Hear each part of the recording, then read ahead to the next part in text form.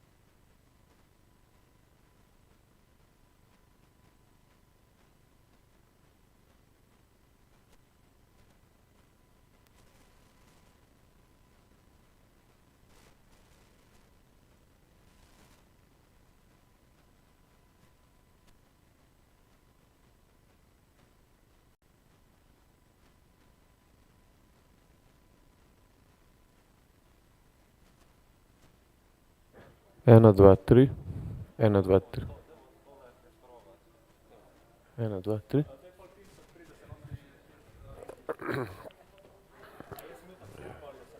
Ne, ni panike, kar ne se samo Morning. nobenega gor. Hello. Hello, can you hear me well?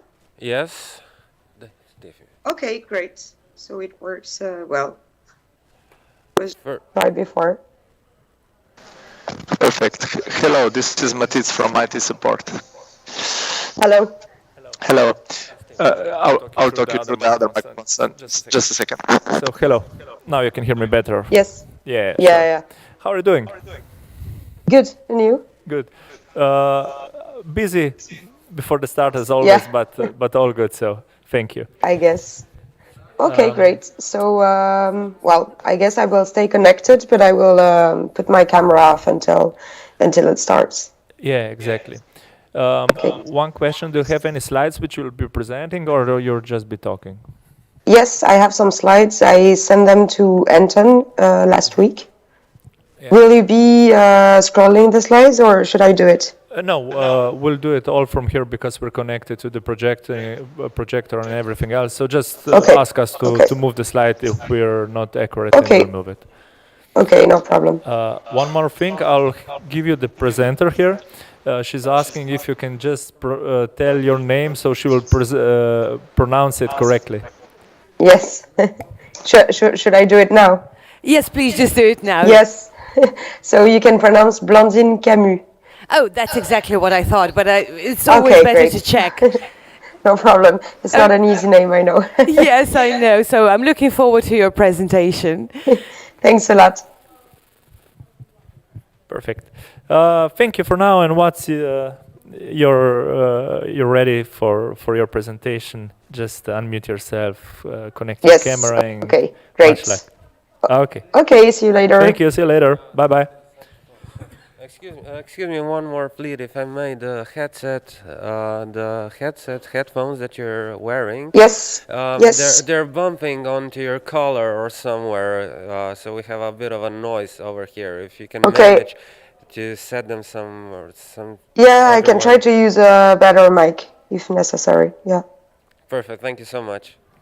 Okay, great. Thanks. Thank you.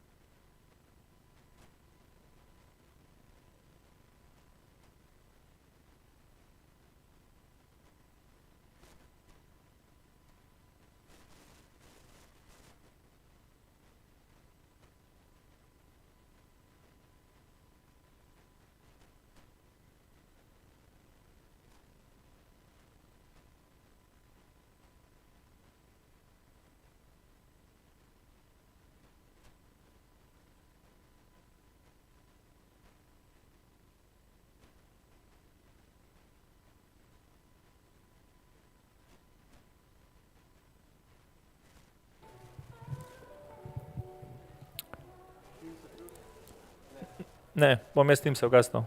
1, 2, test. Test, test, test. Just trying out to hear if it's working. 1, 2, 3, 4, 5. 1, 2, 3, 4, 5.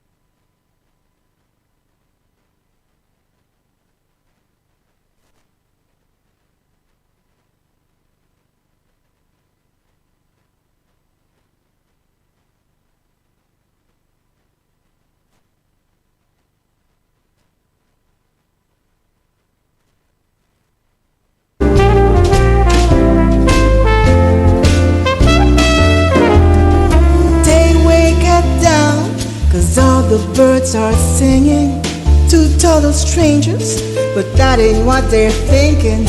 Outside it's cold, misty, and it's raining. They got each other, neither one's complaining. He said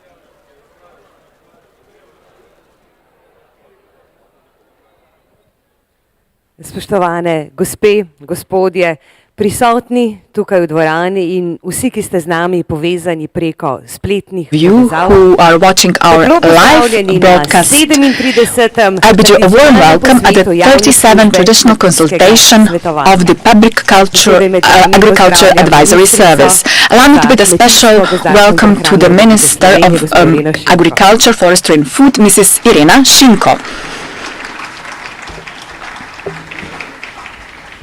And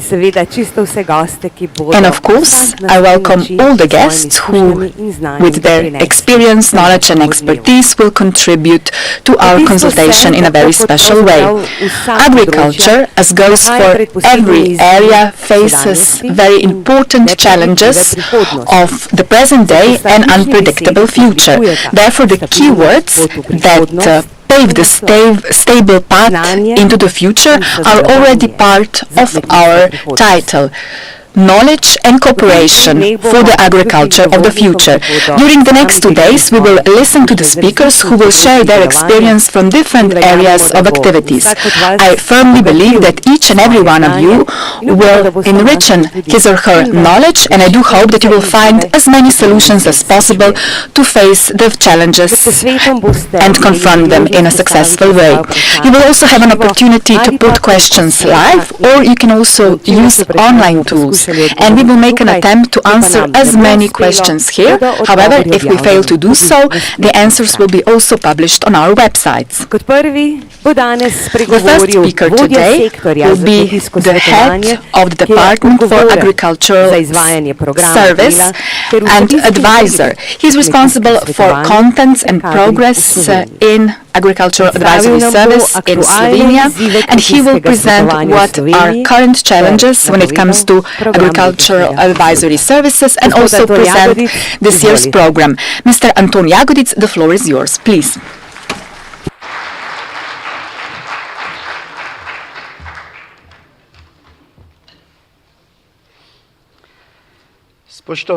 Ladies and gentlemen, welcome to the already 37th traditional consultation of the Public Agricultural Advisory Service, which operates within the Chamber of Agriculture and Forestry of Slovenia. First, I would like to bid a warm welcome to agricultural advisors. They expect addresses and lectures, and especially a very encouraging introductory speech by our Minister for Agriculture, Forestry and Food. Hence, I would like to especially bid a warm welcome to her, Mrs. Šinko, and also Roman Žveglič, who is the President of Chamber of Agriculture and Forestry of Slovenia, who has been successfully leading our chamber through a series of challenges. Among the main participants are also representatives of the National Assembly and the National Council, employees of the Ministry of Agriculture, Forestry and Food, the Environment, and employees of its constituent bodies.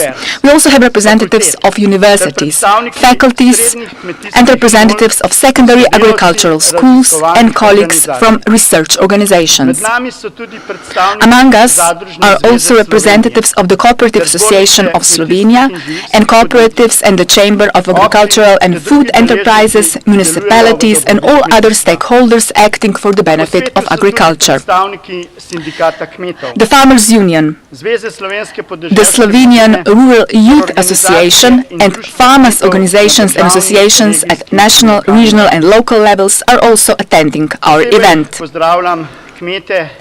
I particularly welcome the farmers and other representatives of the elected departments of the Chamber of Agriculture and Forestry of Slovenia, and then the director of the agricultural and forestry institutions and their employees. I give a special greeting to representatives of the ethnic Slovenian organizations from Italy and Austria, my colleagues from Croatia, and also other colleagues from the EU, as well as agricultural advisors abroad who follow our consultation online. And of course, we also need to welcome the journalists who report on our event today. More than 600 participants applied, and after 2 years of web consultations, most of you will be able to follow it here, live, and those who will follow it through live broadcast online is increasing from minute to minute. This is no surprise, because we really prepared a very special thematic event that is interesting. This is also the event of the European Innovation Partnership together with the Ministry of Agriculture, Forestry and Food. On the first day, following the presentation of the CAP strategic plan, we will take note of the agricultural health check.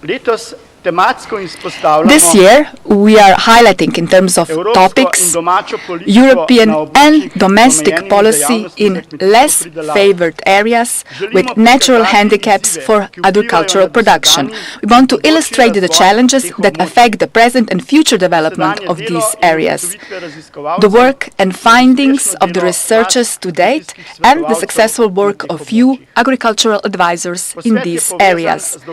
The consultation is linked to the EIP event, because agricultural advisors need to obtain new knowledge, expertise, also based on the results of these projects, and we draw this knowledge in order to address problems faced by our farms. Therefore, tomorrow we will focus on some EIP projects that have not yet been presented, and we will use applicable results to benefit our agriculture. We will also learn about the insight into the reality of knowledge transfer through these projects. With next year, innovative brokerage and brokers are entering our work program. This is a new contact. We can say that this is a flower in the range of our services, and this will be added to a bouquet of agricultural advisory service for our farmers. So we will also look into this content, and the consultation will be rounded up with competent guests at a round table on the experience with the EIP implementation in 2014-2020 and the look ahead. I would like to take this opportunity to already thank all our invited lecturers for their contributions, as well as those who will participate at tomorrow's round table. In recent years, the Public Agricultural Advisory Service has been getting fresh staff, whose competences are being raised through our internal training programs. And they are more and more capable and appropriate to follow this profession. Currently, we have about 25% of advisors who are below the age of 40.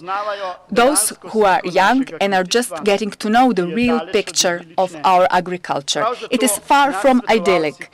Hence, farmers need us, advisors.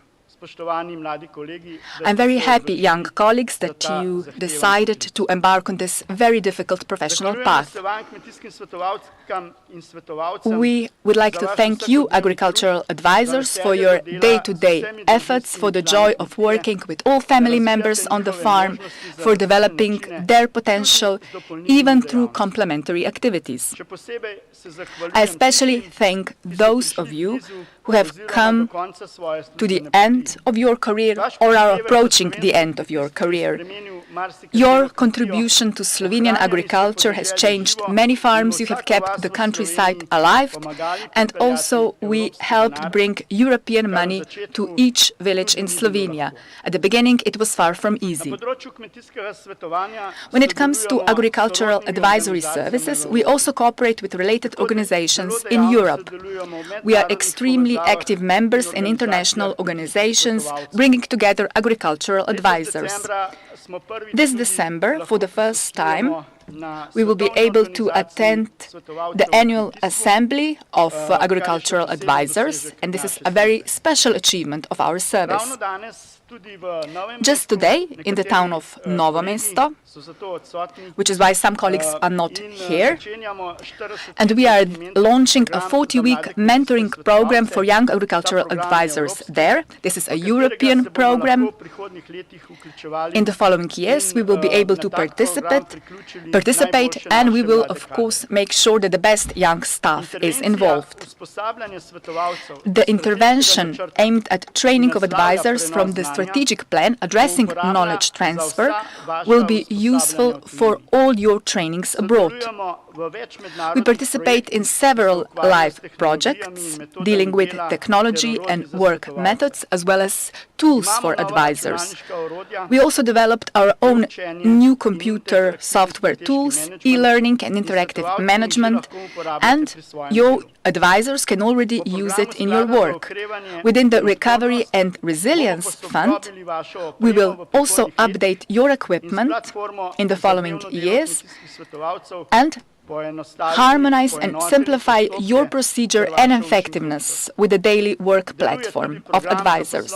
We also have a business decision-making program on farms, and we have the new program for optimizing meals, and we already count meals for all important species in Slovenia. I have to say that we trained our advisors, and this was just in time because the strategic plan also has interventions for the Republic of Slovenia, which are very important for this area as well.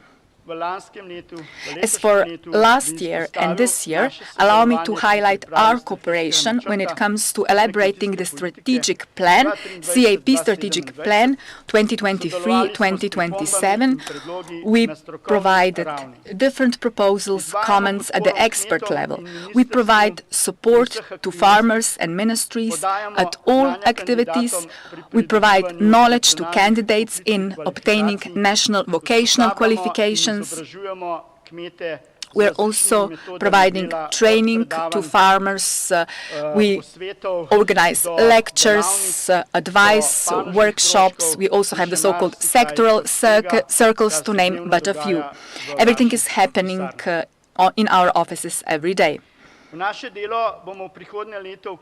the future, we will also include efforts to reduce food loss and food waste. Last year was marked by several weather adverse conditions, so we tried to help farmers when this was really needed. There was even a greater demand and need for advice due to the increase in prices and the lack of fertilizers on the market and other input raw materials, especially fodder. If ever, then in times of crisis, knowledge is the most effective solution path. That is why we have set up a thematic website where we have published a series of useful information at the beginning of the Ukrainian war. We are also active members of the Slovenian European Innovative Partnerships. As advisors, we are involved in a number of projects. We are spreading the knowledge gained. The project called The Goodies of Slovenian Farms, the Zadrevec and Erjavec Days, the Lombergar Days, the Youth and Agriculture Quiz, From Farms to You, innovative young farmers, consultations on, let's say, complementary activities, the Arctic Days, the Days of Technology and Mechanization in Novo Mesto, and many other events, thematic consultations. All these are our high-profile events. To remain good knowledge transmitters, as this is expected from farmers, us agricultural advisors need time for our own training and education. We pay due attention to trainees and to the induction of new collaborators. Let me mention that for several times we have submitted proposals for new jobs, for expanding the scope of content and services to the Ministry of Agriculture based on demands of farmers. We wanted to have more finance, but so far the policy to date didn't respond to this. I hope, dear Minister, that you will listen to our proposals and that we will be able to discuss these issues with you. Because we just follow the needs of our farmers and the orders from the ministry. We have solved many personal needs by ourselves through redeployment, yet our system has certain limitations. And ahead of us are very difficult tasks when it comes to the implementation of the strategic plan. Dear participants, of course, today and tomorrow we will be listening and talking about all and thinking about it long after the consultation has been completed. Ultimately, let me remind you that our consultation is also the first-class social event when all agricultural advisors meet, and we have been doing this for 37 years already. I wish you that the prepared program of this consultation meets your expectations, and therefore let the consultation begin.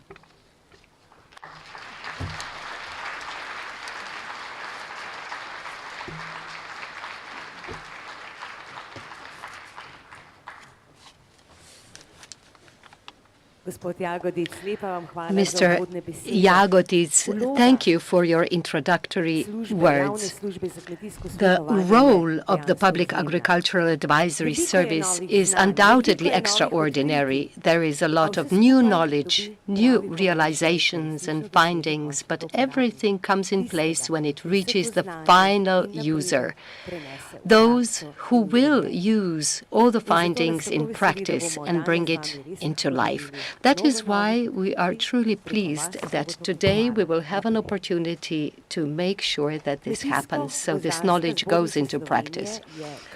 Slovenian Chamber of Agriculture and Forestry is an umbrella organization for farmers, providing promotion of agriculture, response to the proposed legislation, and acts accordingly to the benefit of its members.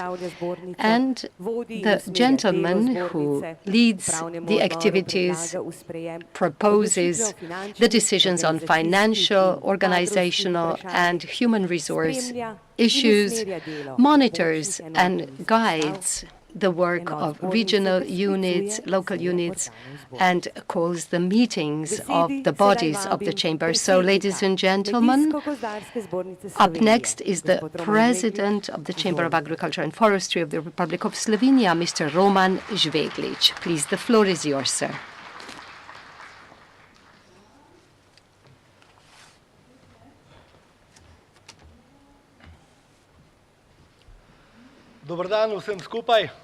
Good morning, ladies and gentlemen.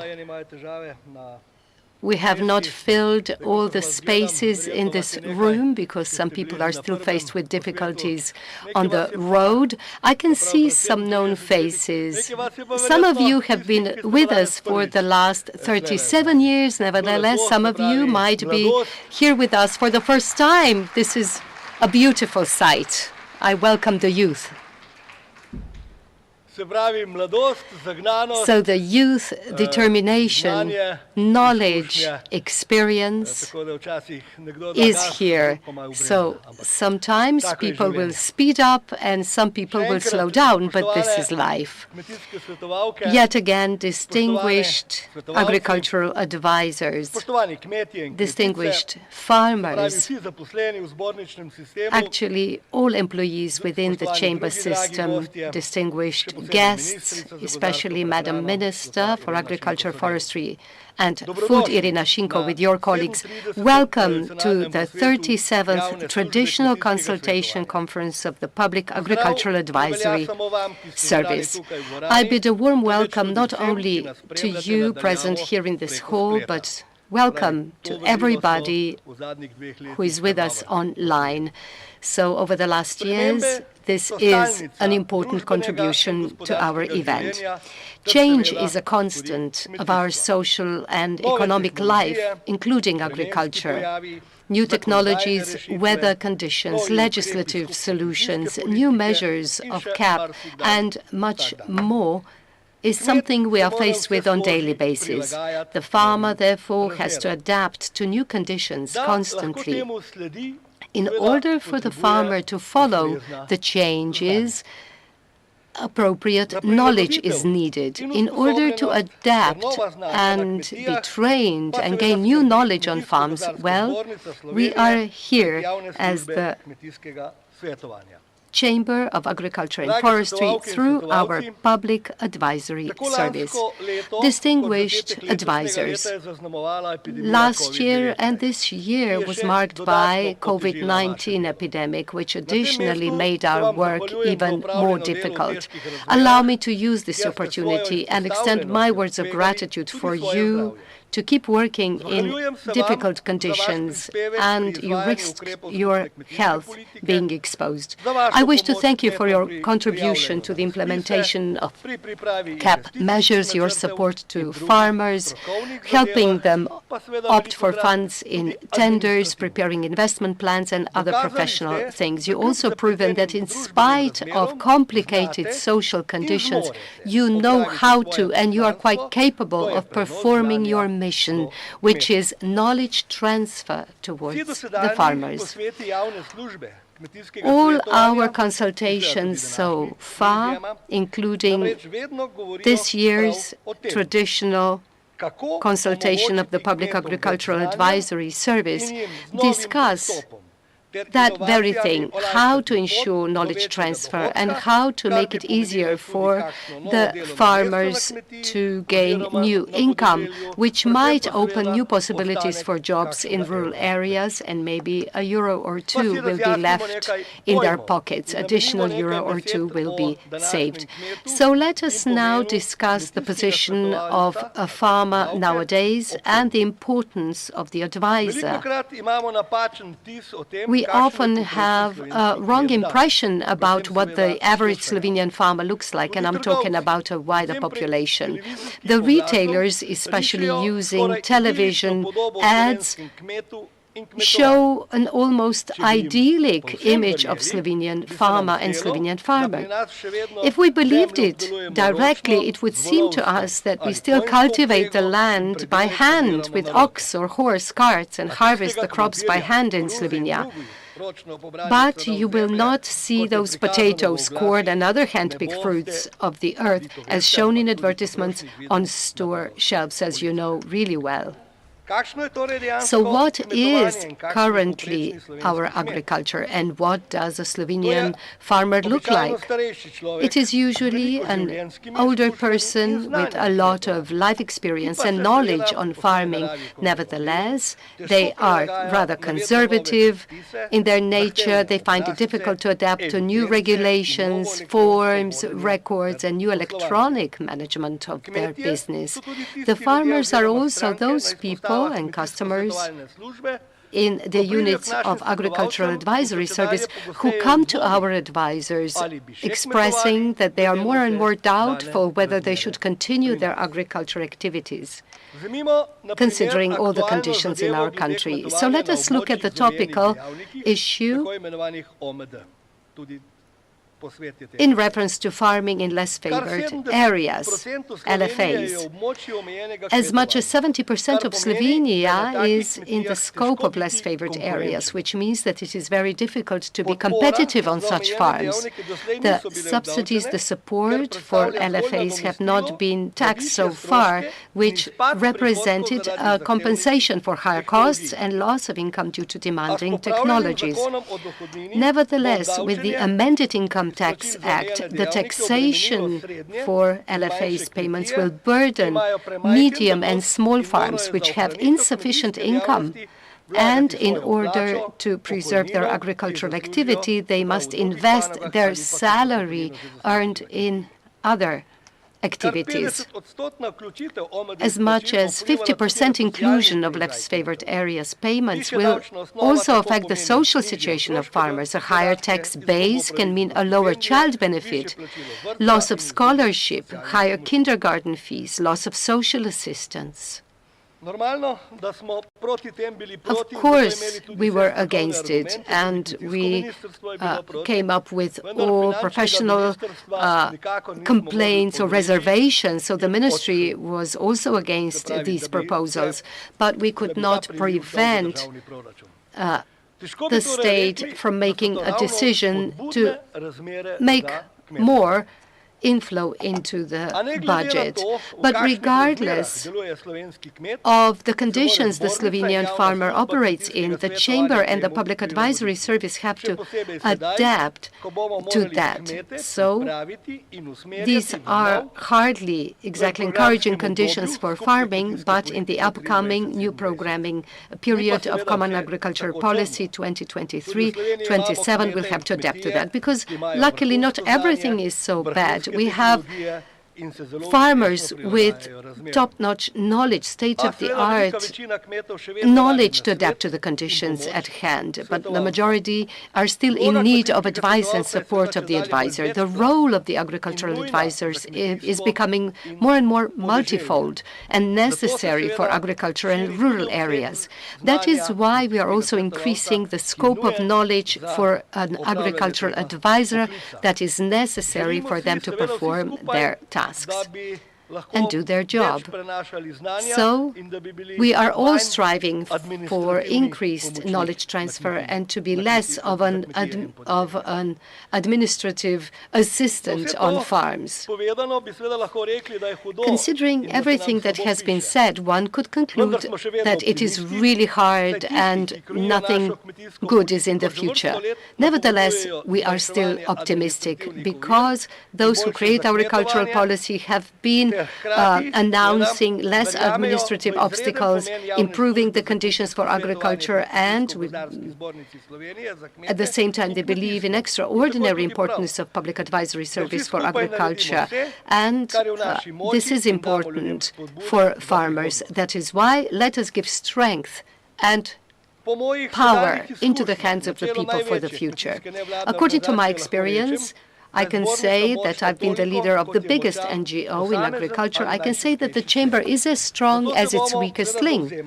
That is why we are going to strive for agriculture in the future not to be the weakest link, but to be the strongest link in the country. But of course, we are counting on the government and other bodies to accept that fact, and they will create conditions for the existence and perseverance of Slovenian rural area and agriculture. And this will be beneficial not only for the farmer, but for the society as a whole. This especially holds true for next year, when we have an important mission to fulfill. This will be the implementation of the strategic plan of CAP for 23-27. So a lot of work and a big mission is ahead of us. I wish to also emphasize that with knowledge, experience, and ideas in the hands of the Public Advisory Service and the Chamber as a whole, we are going to be able to enrich the mission performed by farmers every day, which is the production of quality food. I wish to thank all the participants and guests of this event by wishing you a relaxed and successful day here today and tomorrow. Thank you.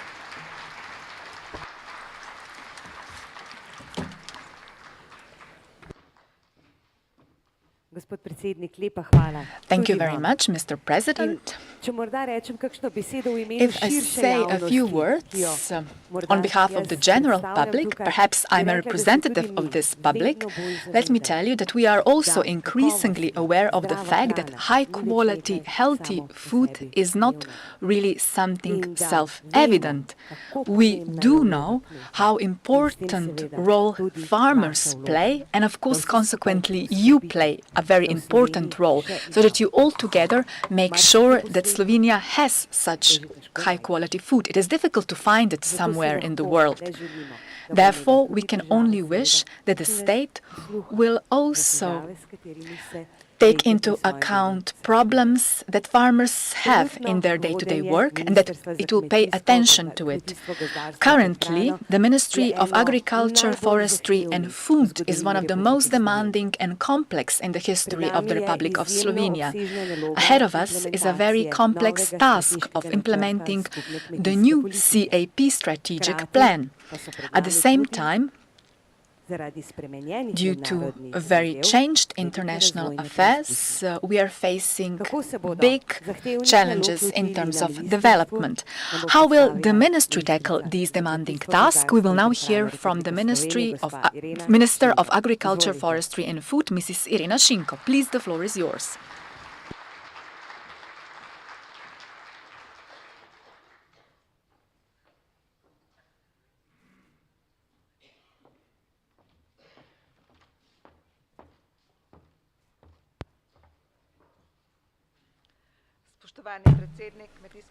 Dear President of the Chamber of Agriculture and Forestry, dear participants, it is really a great honor to be able to welcome you at the 37th consultation of the Agriculture Advisory Service. I bid you a warm welcome on behalf of our ministry and also on my own personal behalf. When it comes to contents of your service, they are extremely diverse. They especially deal with advisory on technology, management, the economy and environmental issues, on how to best perform activity on the farm. Also to prepare development plans for agricultural holdings, counseling and assistance when it comes to CAP policies, providing advice and assistance to farm associations, breeders organizations and other producers organizations, all the organizations where you as farmers come together, and also providing advice to regulations in the area of agriculture and related area. When it comes to the work program of Agricultural Advisory Service for 2023, our ministry set certain priorities, such as the implementation of the CAP strategic plan in the period 2023-2027 for Slovenia. Our focus was to include farms in different interventions, COP, COPOP, and all climate-related areas. When undertaking these tasks, the ministry sees you as partners. You will play an active role when providing applications to implement certain measures. A very good work of agricultural advisors is visible in the field, where you are truly committed to your work, despite working time. We can have excellent results. The Ministry of Agriculture, which funds the Agricultural Advisory Service, really wishes to have the best possible results. It is very important that we have knowledge, digitization, expertise and technology in order to have uninterrupted food supply, high-quality food by taking into account climate change and environment protection. This is defined in our Slovenian but also EU strategic documents in the area of CAP after 2020. We are well aware of the fact that knowledge, innovation, entrepreneurship and interlinks has to be the main motor of development in food processing in agricultural area. We also enable knowledge and expertise in public services which perform public agricultural advisory services, but this also goes for cooperative food processing activities and also other enterprises in the sector. On the 28th of October this year, the European Commission approved the CAP strategic plan for 2023-2027. This is a new milestone for CAP because it enables Slovenian farmers to have fairer and more sustainable future. It will make sure that we will have uninterrupted food supply for our population. This is the document which contains basic strategic orientations and guidelines. In order to implement CAP in Slovenia, it proposes a set of measures for its efficient implementation in practice. The strategic plan pays a lot of attention to continuity of different payments, such as direct payments and coupled payments within the first pillar, and also less favored area payments within the second pillar of this common agricultural policy. It will have a stable income of our farmers as a consequence. Slovenia has agricultural food processing also in less favored areas. Experts recognized this almost 3 decades ago. When Slovenia joined the European Union, we set less favored areas for agricultural activity, and we have them today. These less favored area payments increased substantially, and they present a very important share for rural development in all our programming period, and this will also be the case in the future. What is the key change? In addition to the modernization of the scoring system, we don't have the fixed payment. This has been abolished, which is why payments will be dependent on different scoring within the less favored area and areas of natural constraints. We will carefully examine these areas, and we will target to preserve these areas in the future. Our strategic plan also focuses on strengthening resilience and competitiveness of the agricultural sector. And we need to strengthen the role of the farmer within the value chain. We need to engage in digitization, technology, that we will have better competition, that we will focus on cooperation, that we will penetrate markets together in a cohesive way, and that we will have vertical, horizontal links within these supply chains. A very successful development of Slovenian agriculture and countryside is only possible if all actors network and develop when it comes to knowledge transfer and innovation. We have development stakeholder networks within knowledge transfer and innovation, which are called acquis.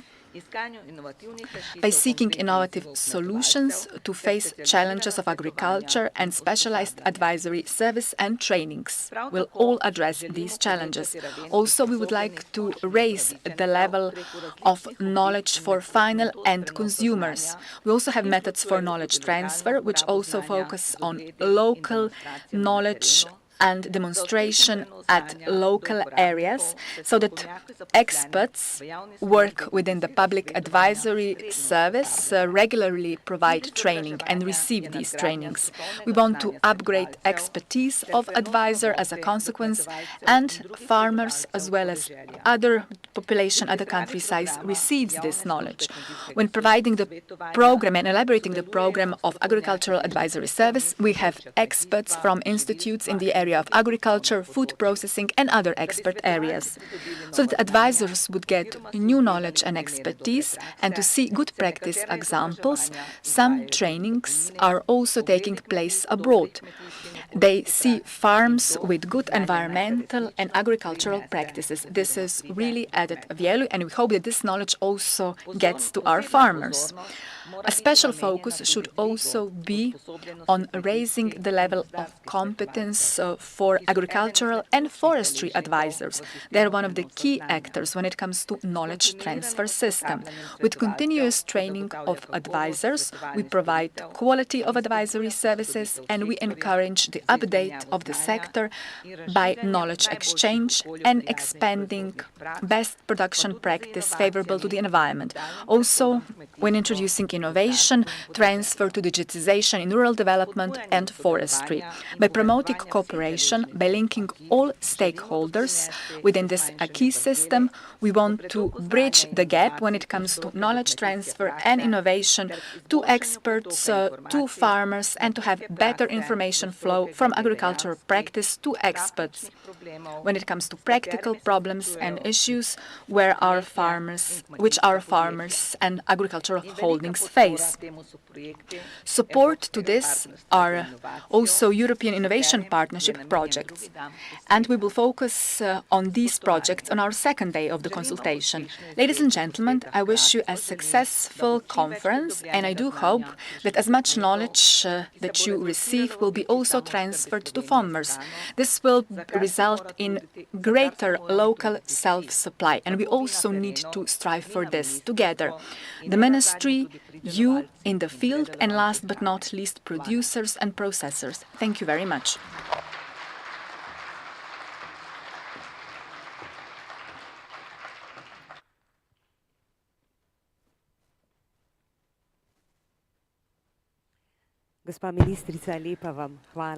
Mrs. Minister, thank you very much for your address. We are well aware that you have a very demanding task. There are different demands, wishes on the one hand, and limited resources on the other, which is far from easy. Hence, we wish you every success, and above all, that you will listen to all stakeholders in your area of expertise, because I feel that you have it, and we know that you can always find the right path and the right solution if we do so. Our first speaker is the representative of the European Commission, Mr. Wolfgang Bucher. From September 2009, he was the head of the revision and audit within the DG Agriculture.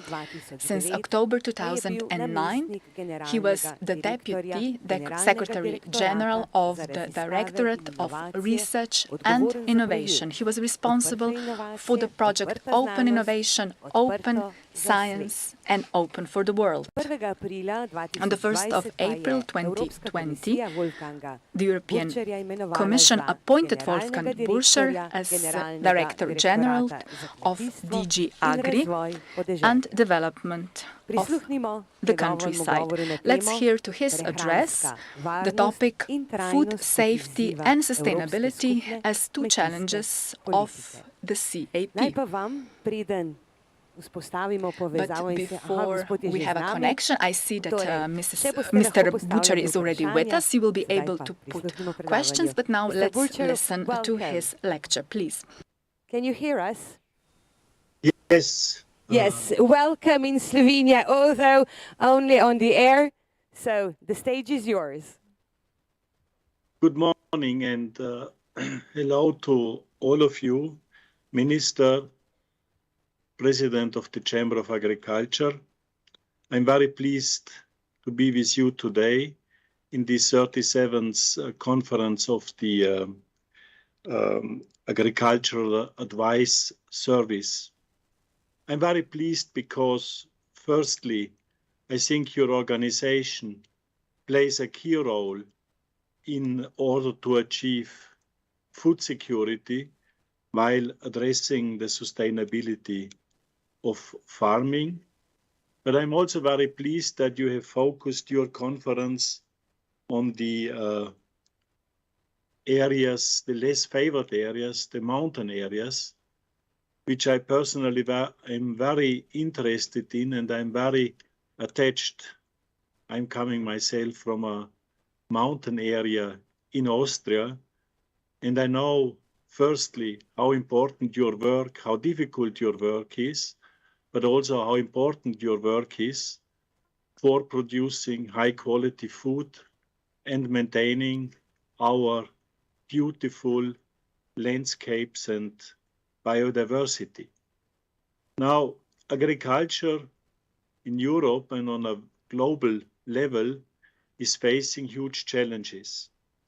The COVID crisis and the Russian aggression against Ukraine have put in the center of our attention the necessity to ensure food security, to have access to food, that is affordable to citizens.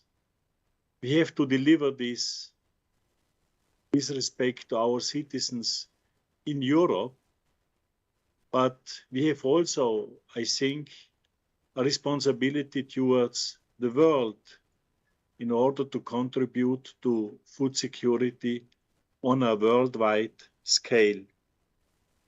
Now, we are far from having today food security.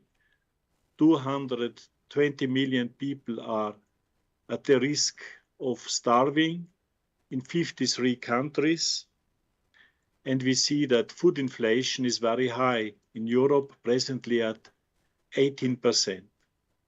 So food security, food affordability, food availability are at the heart of our concerns. But at the same time, we have to ensure that agriculture becomes more sustainable. Food productivity and food sustainability need to go hand in hand. People sometimes say that productivity of agriculture and sustainability are not compatible, and it's like squaring the circle. But I think we have tools and means, and the agricultural advisory services are one of these tools and means to ensure that we can address both productivity and sustainability. Sustainability is an issue because you have seen that Europe this summer feels the first impact of climate change. The harvests of corn in Europe has decreased by 24%, and overall cereals have dropped by 8%. So these are clear already first signs of the consequences of climate change. And I think you all agree that the key condition to have food security is that we have healthy soils, that we have enough clean water, and these are in the mid and long term the key elements which we need to ensure if we want to have food security. So this is not an alternative. We have to address both productivity and sustainability. And I think that is also what the European Commission attempts to do through the Green Deal and the Farm to Fork strategy, which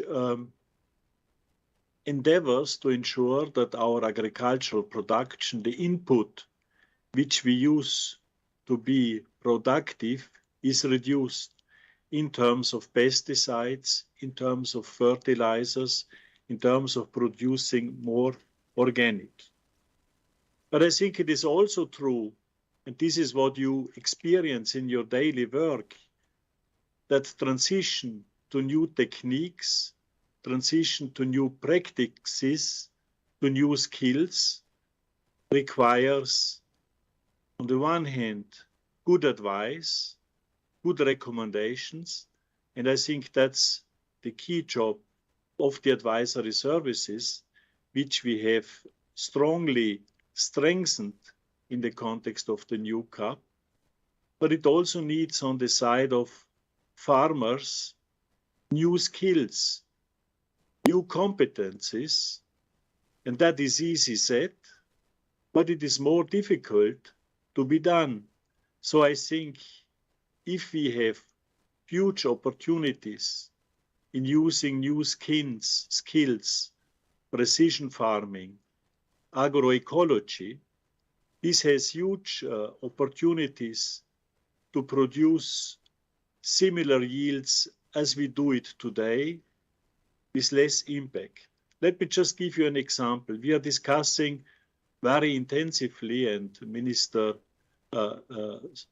Sinkers knows it, we are discussing very intensively the question of availability of fertilizer. Do our farmers exploit all the technologies, all the practices that exist in research and innovation to lower the need for fertilizer without having an impact on yields? And we have many good examples in that respect. So I think this example shows that we have potential to produce the same yields, but in a more sustainable manner. But it's decisive that we spread the right practices, the right recommendations, and our farmers are ready to adjust to these new techniques. And this is not always easy, because as I said, it requires new skills, it requires new investments. And sometimes it also requires that we put into question some of our traditions and practices. And I think this is why a transition process is never easy and takes time. Now, the minister has referred to the National Strategic Plan of Slovenia. And let me first thank the Slovenian government, the public services, but also all the services that have been involved and NGOs that have been involved in Slovenia in working out these quite ambitious National Strategic Plan for the future Common Agricultural Policy 2023 to 2027. I think this plan in many respects creates considerable opportunities, in particular also for less favored areas, for mountain areas. There is first and foremost the commitment to redistribute funding from bigger farms to smaller farms, an opportunity for which about 38 million euros are dedicated. Secondly, I think, and the minister has referred to the changes that are introduced, the new CAP strategic plan also foresees quite considerable amounts for less favored area payments. And if I look at the figures for Slovenia, I'm really impressed by the high part of your agricultural areas that are in areas with natural constraints. But that makes at the same time also the beauty and the attractiveness of your country. And I think there are about 78 million euros that are 48 million euros that are dedicated to the less favored areas. Finally, I think the National Strategic Plan of Slovenia, both in terms of eco schemes and in terms of agri-environmental measures, strongly focuses on measures to make agriculture more sustainable, in terms in particular of reducing inputs such as pesticides and fertilizers, but also to ensure less CO2 emissions, and finally to contribute to biodiversity. And the amounts that are dedicated for eco schemes and for agri-environmental measures are very high. And we all know from our experiences that such measures are particularly fit for being taken up in areas with natural constraints in mountain areas. That brings me to another topic which I would like to make you reflect upon. We are facing in the Common Agricultural Policy and for agriculture in general a permanent stress to prove that our policies, our farmers, are contributing to biodiversity. And I personally feel when I'm walking on mountain pastures and take photos about the beauty in terms of flowers that are growing, what kind of proof do we still need to show how important farming is in less favored areas to maintain the beauties of our landscape? So we have a lot of anecdotal evidence. But sometimes anecdotal evidence is not enough. And we really need to insist and to show in a science-based manner that maintenance of agricultural land in areas with natural constraints contributes to diversity, biodiversity, be it in terms of flora, be it in terms of fauna. And I think that's a very big challenge to do it in an evidence-based manner. But this is so important for the justification of the purpose of our funding. A last word on the importance of advisory services. I've been recently in a conference where we have discussed, but how can we now ensure that farmers can live with less fertilizer because they are so expensive? And you know that the European Commission has acted very quickly with respect to these high income prices. We have taken measures to ensure, on the one hand, that the crisis reserve can be used of about 400 million euros and to be doubled by the budgets of member states to compensate farmers for the high costs of energy, of fertilizer.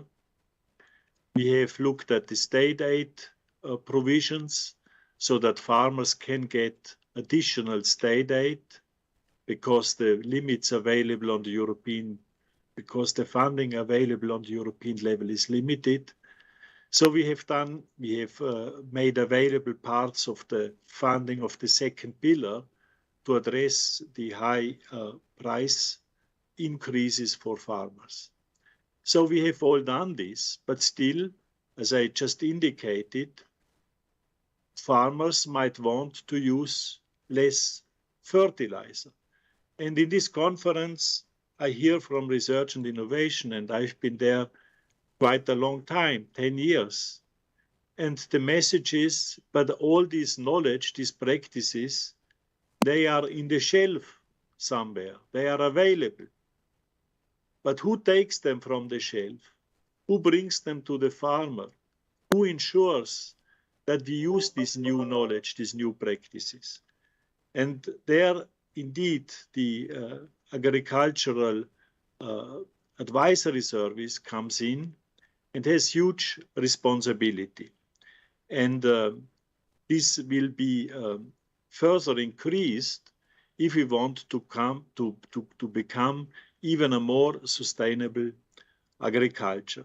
So again, many thanks to you farmers who are taking care of your farms, of your landscape, and hugely contribute to the beauty of your country. Many thanks to the public authorities who have worked hard to deliver on these national strategic plans. And also many thanks to the Chamber of Agriculture, who has a huge and important role in terms of spreading new knowledge, new practices to ensure that our farming gets more sustainable. Many thanks to all of you, and I still wish you a very successful and good conference.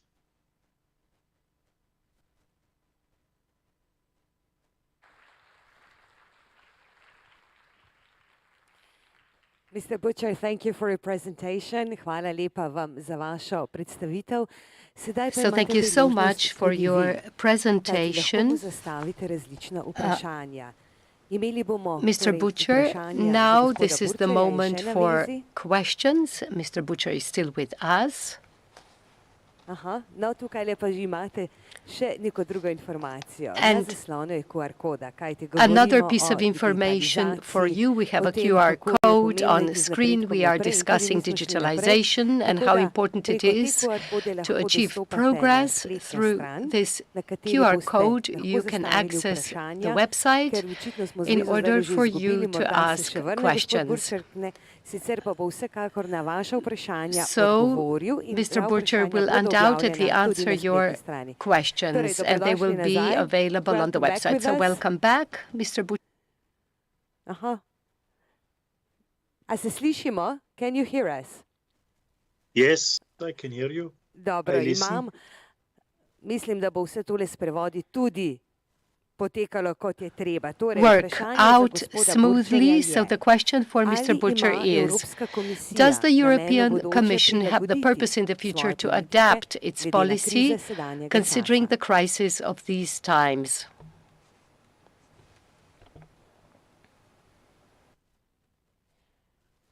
We have just agreed on a new common agricultural policy, which is translated now in the national strategic plans. And I think this new common agricultural policy has all the tools to address the challenges I was just indicating. As I said, the key objective of the common agricultural policy remains, which is to produce food,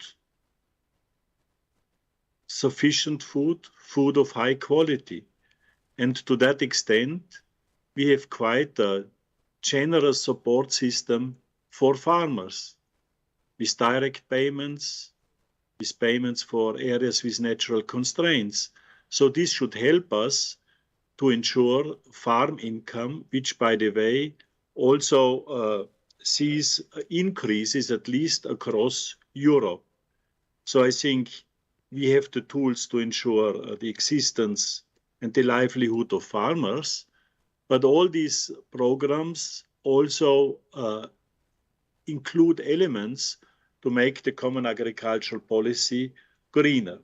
So I think all the tools are there to ensure both, on the one hand, agricultural production, and on the other hand, food sustainability or sustainability. Now, as the question seems to say that why should we change? And I understand the concern is that we do not produce sufficient food while we put too much emphasis on sustainability. And I tried to make this point. I think in the short term, there might be issues and we need to strongly support farmers, and we have the tools to support them in difficult times. But in the long term, I think in the midterm, there are no alternatives to become more sustainable in our agriculture. There are sometimes questions whether we are balanced enough in terms of our proposals. You have just seen, or you might have heard, that the European Commission has also proposed the strengthening of the rules regarding the use of pesticides, the so-called nature restoration law, emission directives for farmers.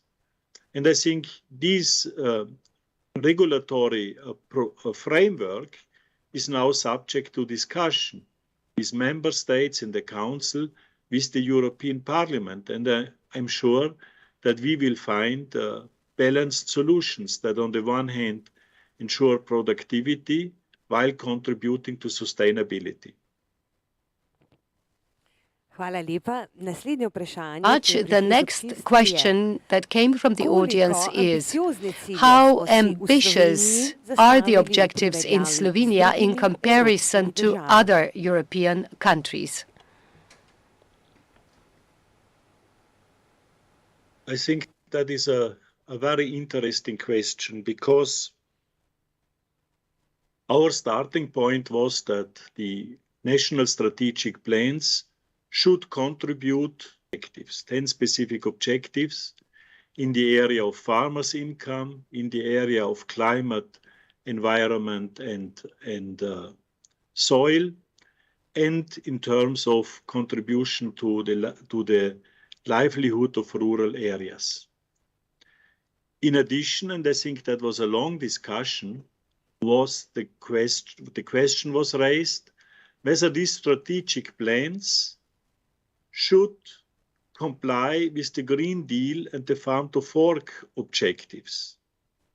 And the result of the discussions was that the CAP strategic plans should contribute and be in compliance with these objectives, but not necessarily to achieve the quantitative targets. So this was the result of a democratic process. Now, as regards the ambition of the different strategic plans, I think why did we opt for these national strategic plans, which provides flexibility to member states? The reason was that the situation of farming in the different member states is very different. You have countries that have a pesticide and fertilizer problem because they use much too much fertilizer and pesticides. You have countries who have a problem with the density of livestock. Others don't have. So this is why we have asked all member states to come with a so-called SWOT analysis, which determines what are the weaknesses and the strengths of your country. And we have asked member states to propose instruments and budgets that address, in particular, the deficiencies. When you are already strong in a given area, why should you put similar efforts on these points than compared to other areas? If you look at Austria, Austria is already at about 25% in terms of organic farming. So why should they be similar ambitious in further increasing compared to other countries who are at 1%? And I've seen that also Slovenia is quite ambitious when it comes to organic farming, to increase the agricultural areas that are under farming. So I think you can be sure that we have tried our best to treat member states in different situations similar. And when it comes to Slovenia, we really feel that these national strategic plans, and it was not an easy discussion, in particular when it comes to environmental biodiversity issues, where Slovenia has really made considerable additional efforts to address the challenges of the future. So my reply is that I think we have taken into consideration the different starting points of member states in different places, and we feel that the strategic plan of Slovenia really contributes to the specific objectives which we have in the common agricultural policy, and thus it also contributes to Green Deal and Farm to Fork strategy. Thank you very much for your answer, and we have yet another question. In Slovenia, we have 37% of the areas of Natura. So the question is, how can we sustainably ensure sufficient production of quality food? I think let me just make a point on the question of food security, food affordability, and food availability. I think we all agree that the objective of the common agricultural policy is to ensure that in the European Union we enjoy food security. We do not necessarily want to have autonomy. I still think we also need to rely on international trade. But evidently, each country and each region also will make efforts, in particular to ensure what we call now the short supply chains for producing food. But I am not sure that the objective of all of us is that each village, each region, each country is food secure. This is why we are in the European Union. We have an internal market, we have exchange of goods, we support farmers across the continent.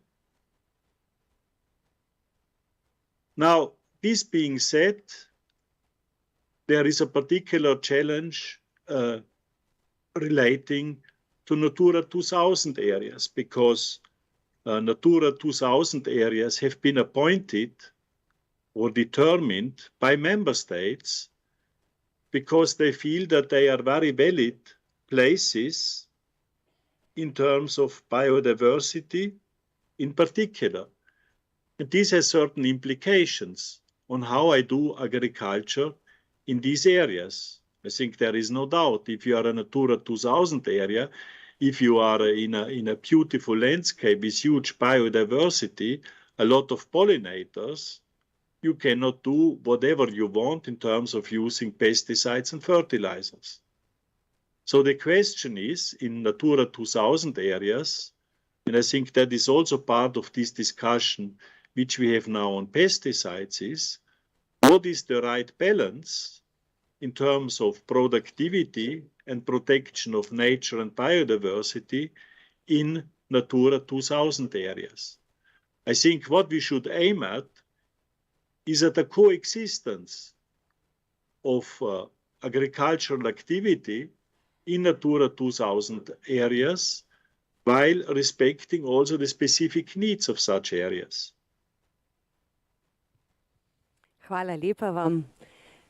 Thank you very much. So thank you very much for your answers. We received a few more questions. Nevertheless, our time is up for the moment, so the answers to these questions will be provided online. Mr. Butcher, thank you so much for being with us today, and let us wish you much success at your work, and may your journey bring us to Slovenia as quickly as possible so that you can be here live enjoying our bio and other diversities of our countryside. Thank you so much, and good luck to you, sir. Thank you very much. Have a good day. Euromontana is a European association for cooperation and development of mountain areas, including organizations across Europe, including the regional development agencies, local authorities, agricultural organizations, environmental organizations, research organizations, training institutions, and so on. Our next guest, Vladin Camus, joined Euromontana in February. In charge of the policy. Vladin Camus, before that, worked with Via Campesina in Brussels, European Association, where she joined the reform of Common Agricultural Policy. Since she comes from a rural area, she's highly interested in agricultural policy, climate change, sustainable tourism, and she is highly motivated for the promotion of the potential of mountainous areas. She's going to present how the European policy affects farming in mountain areas. Mrs. Vladin Camus, welcome. Pozdravljeni. Good morning. Good morning. I hope you can hear me well. Izvolite, beseda je vaša. Yes, okay. I think I had some slides, so I don't know if maybe you can share them on the screen as planned, otherwise I can also share them. Great. Thanks a lot. So as said, I work for Euromontana, and I'm not gonna repeat again, but maybe on the next slide, just to briefly introduce who we are. So basically, we are the European Association of Mountain Areas. And if we can maybe just have the next slide, please. We are a multi-sectoral association, so basically we don't have only mountain stakeholders only from a sector, but from various different sectors, so regional, local authorities, but also, for instance, environmental, agricultural organizations or research organizations, for instance. And here in Slovenia, to give you an idea, we do have, for instance, the Soča Valley Development Center, but also the agricultural faculty of Maribor University. So this is the type of organizations we are working for. So today I will briefly mention a few examples of how European Union policies can affect mountain farming, and there are a few of them actually. There's not only the common agricultural policy, which is interesting to see maybe the difference that we have in these policies. So if we go on the next slide, we will start, of course, with the common agricultural policy. So we had, of course, the European Commission mentioning it before. We know that the new CAP is going to be implemented from January. We know also that the delivery model is quite different now, with one strategic plan per country, which is, of course, even for us at Euromontana, making it a bit more difficult because it means that we have to analyze all these documents as well. So we have started this process already. It is not finished yet because the Commission hasn't approved all the strategic plans. So far we do have some final documents and some others which are still drafts. So we plan in the next weeks and months to finalize this analyze and this study to get really an overview at European level of how this new CAP is going to influence mountain farming. So today I'm just gonna give you a few examples from some countries, but I cannot give you the full picture of it. So on the next slide we can see the example, for instance, of France. So in France the strategic plan has been approved by the European Commission.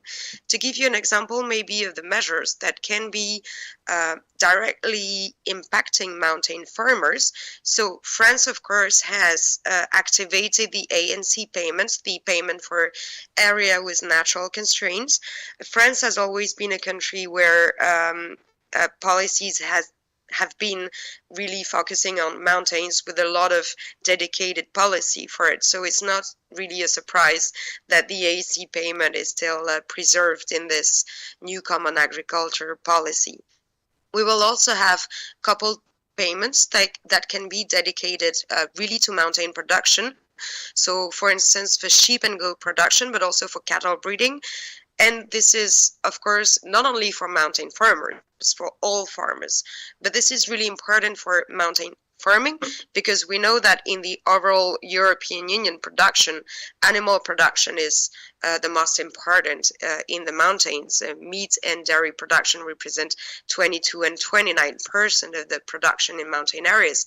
So it's really important for us that we have this type of support. In France, there will always be also be a specific coupled payments for fodder legumes in mountain areas, which is quite specific. And here the justification is really to support farmers, especially in this context of war in Ukraine, to really get a bit more resilience and self-sufficiency on the farm.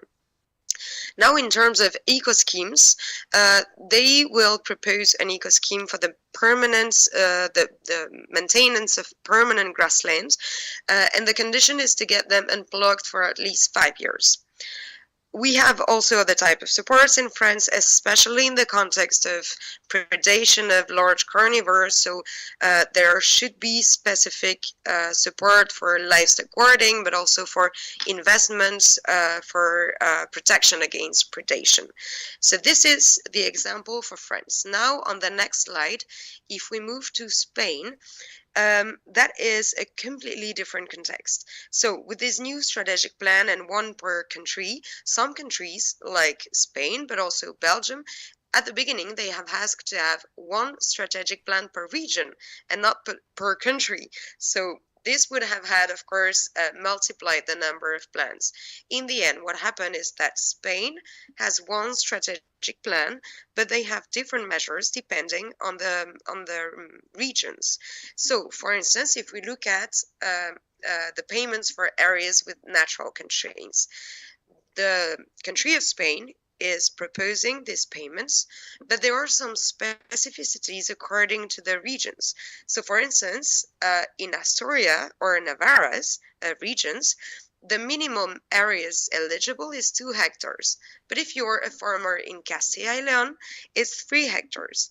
Also, the maximum area is different from a region to another. In Navarra, for instance, is 100 hectares, but in Valencia region is 75. So again, we have a lot differences, really a lot of differences from a region to another.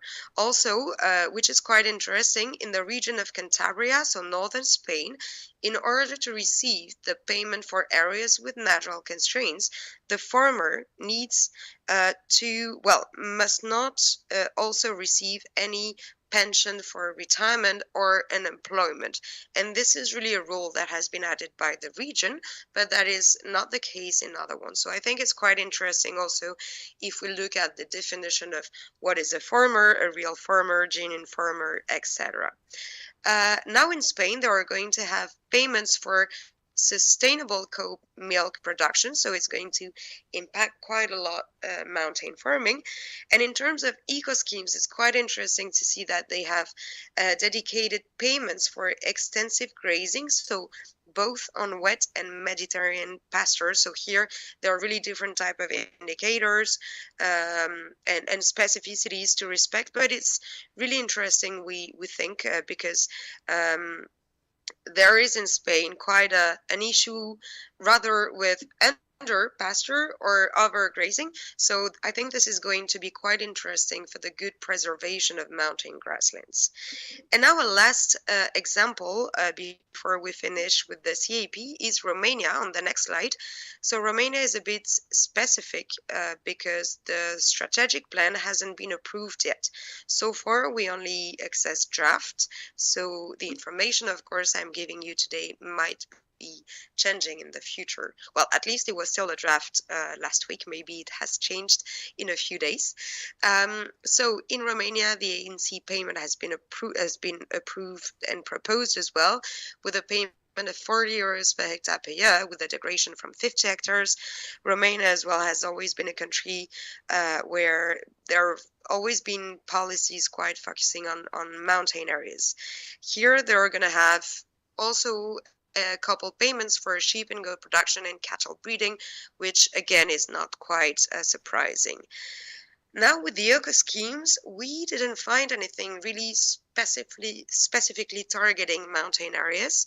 Well, maybe it can change because again, the document we have accessed is only a draft, but so far, yes, of course, it doesn't mean that mountain farmers cannot access these payments, but they are not specifically focusing on mountain farming.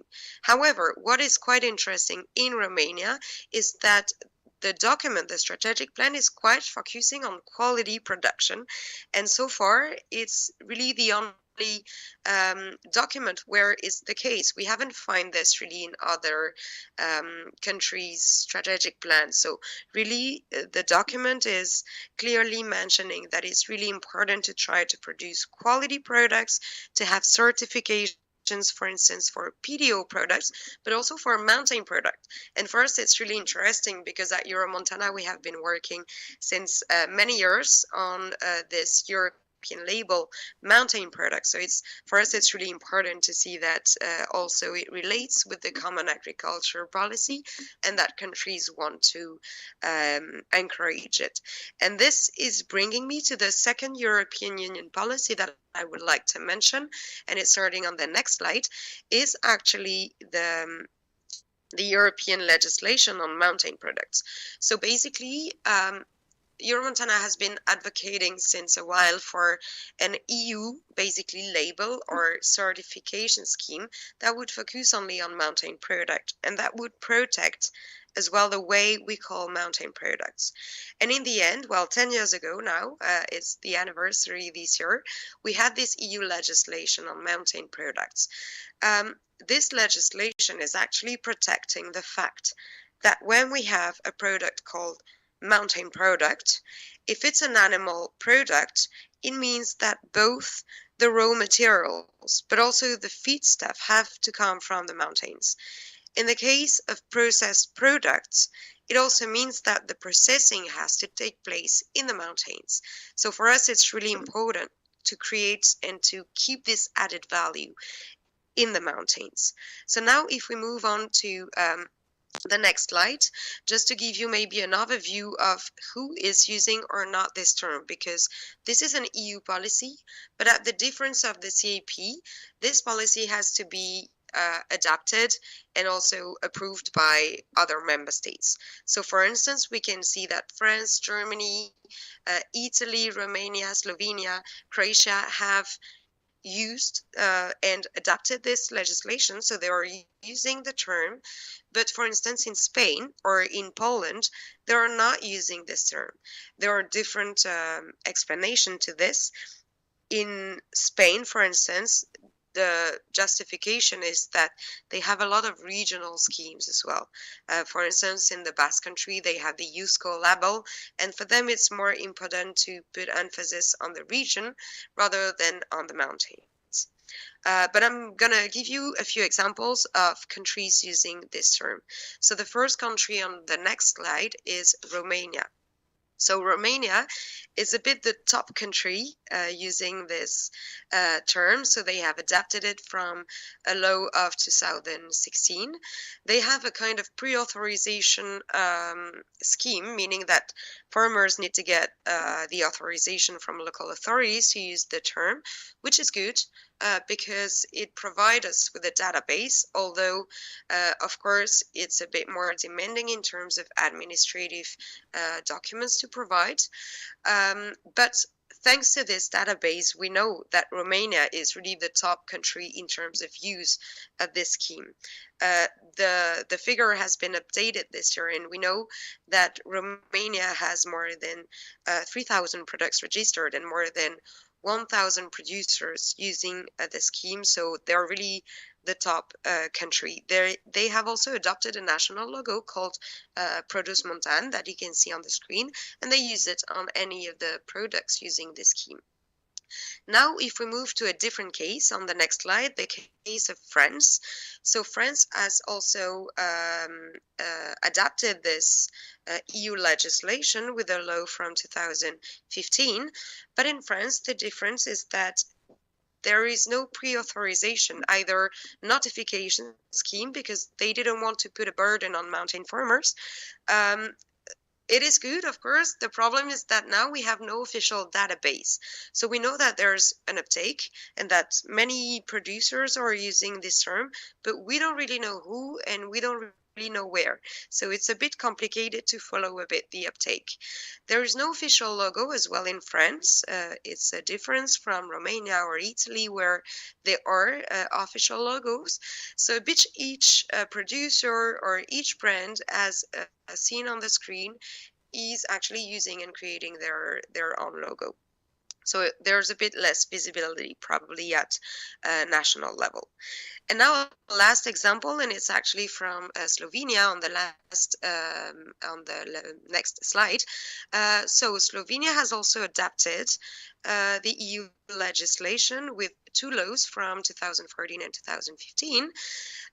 Here again, the way it works is different. So there's a notification process, but no pre-authorization process.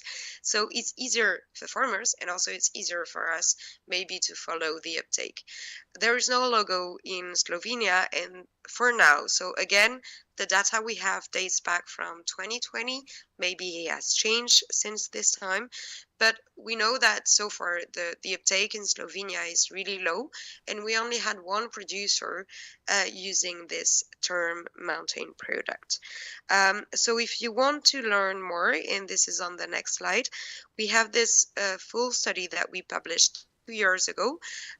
It's available in French and English, and it's really covering all the EU legislation and how the different countries have implemented or not, and what are the conditions in the different countries. And now, before closing, and I see that my time is almost over, I would like to mention very briefly a different a last EU policy. It's called the EU Promotion Policy. If we can move on to the next slide. So very quickly, basically, this is a very simple policy to understand. It's an EU policy that is giving funds to producing and trade union organization to promote and to create communication campaigns on their agri-food products. So basically, it's EU money to say how much your food is great. So for us, it's super interesting. It's a way to raise awareness as well on the benefits of mountain farming. There are basically annual calls that are released each year in January, and you can propose a project basically to build a wide communication campaign. You can be quite innovative. You can work with the TV, the radio, chefs, but also social media influencers. You can go to agri fairs and so on. And there are budget lines, for instance, for organic farming, for quality schemes, but also mountain products, for fresh vegetables. It's quite wide. If we go on the next slide, well, this policy is currently being revised by the European Commission. The process has started in 2021. At Euromontana, we've been very engaged in this through different expert groups, but also consultations and meetings. And why? Well, because, of course, EU policies are impacting mountain products and mountain farmings in different ways. And here we believe that there's a risk that EU policies impact mountain farming in a bad way. Why?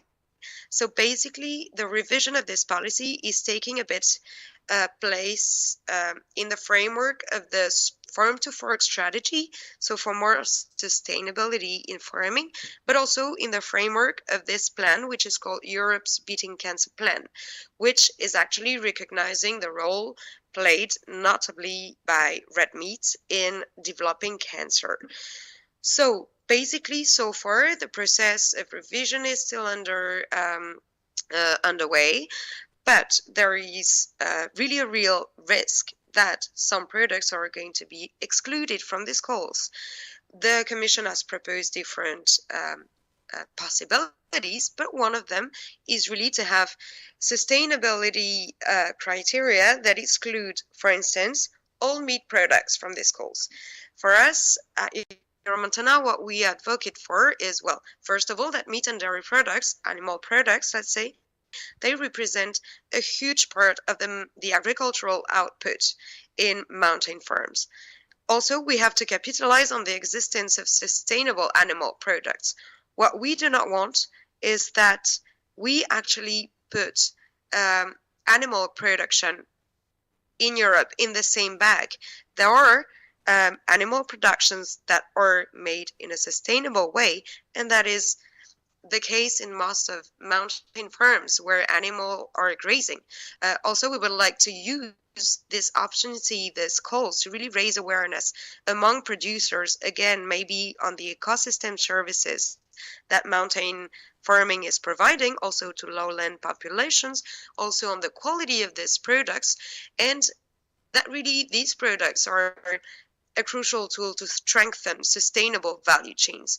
So for us, there's really a crucial risk, and we are really working on this, but it was just to give you an example that EU policies for mountain farmers are always evolving, and we have to be careful at all steps that mountain farmers are really taken into account.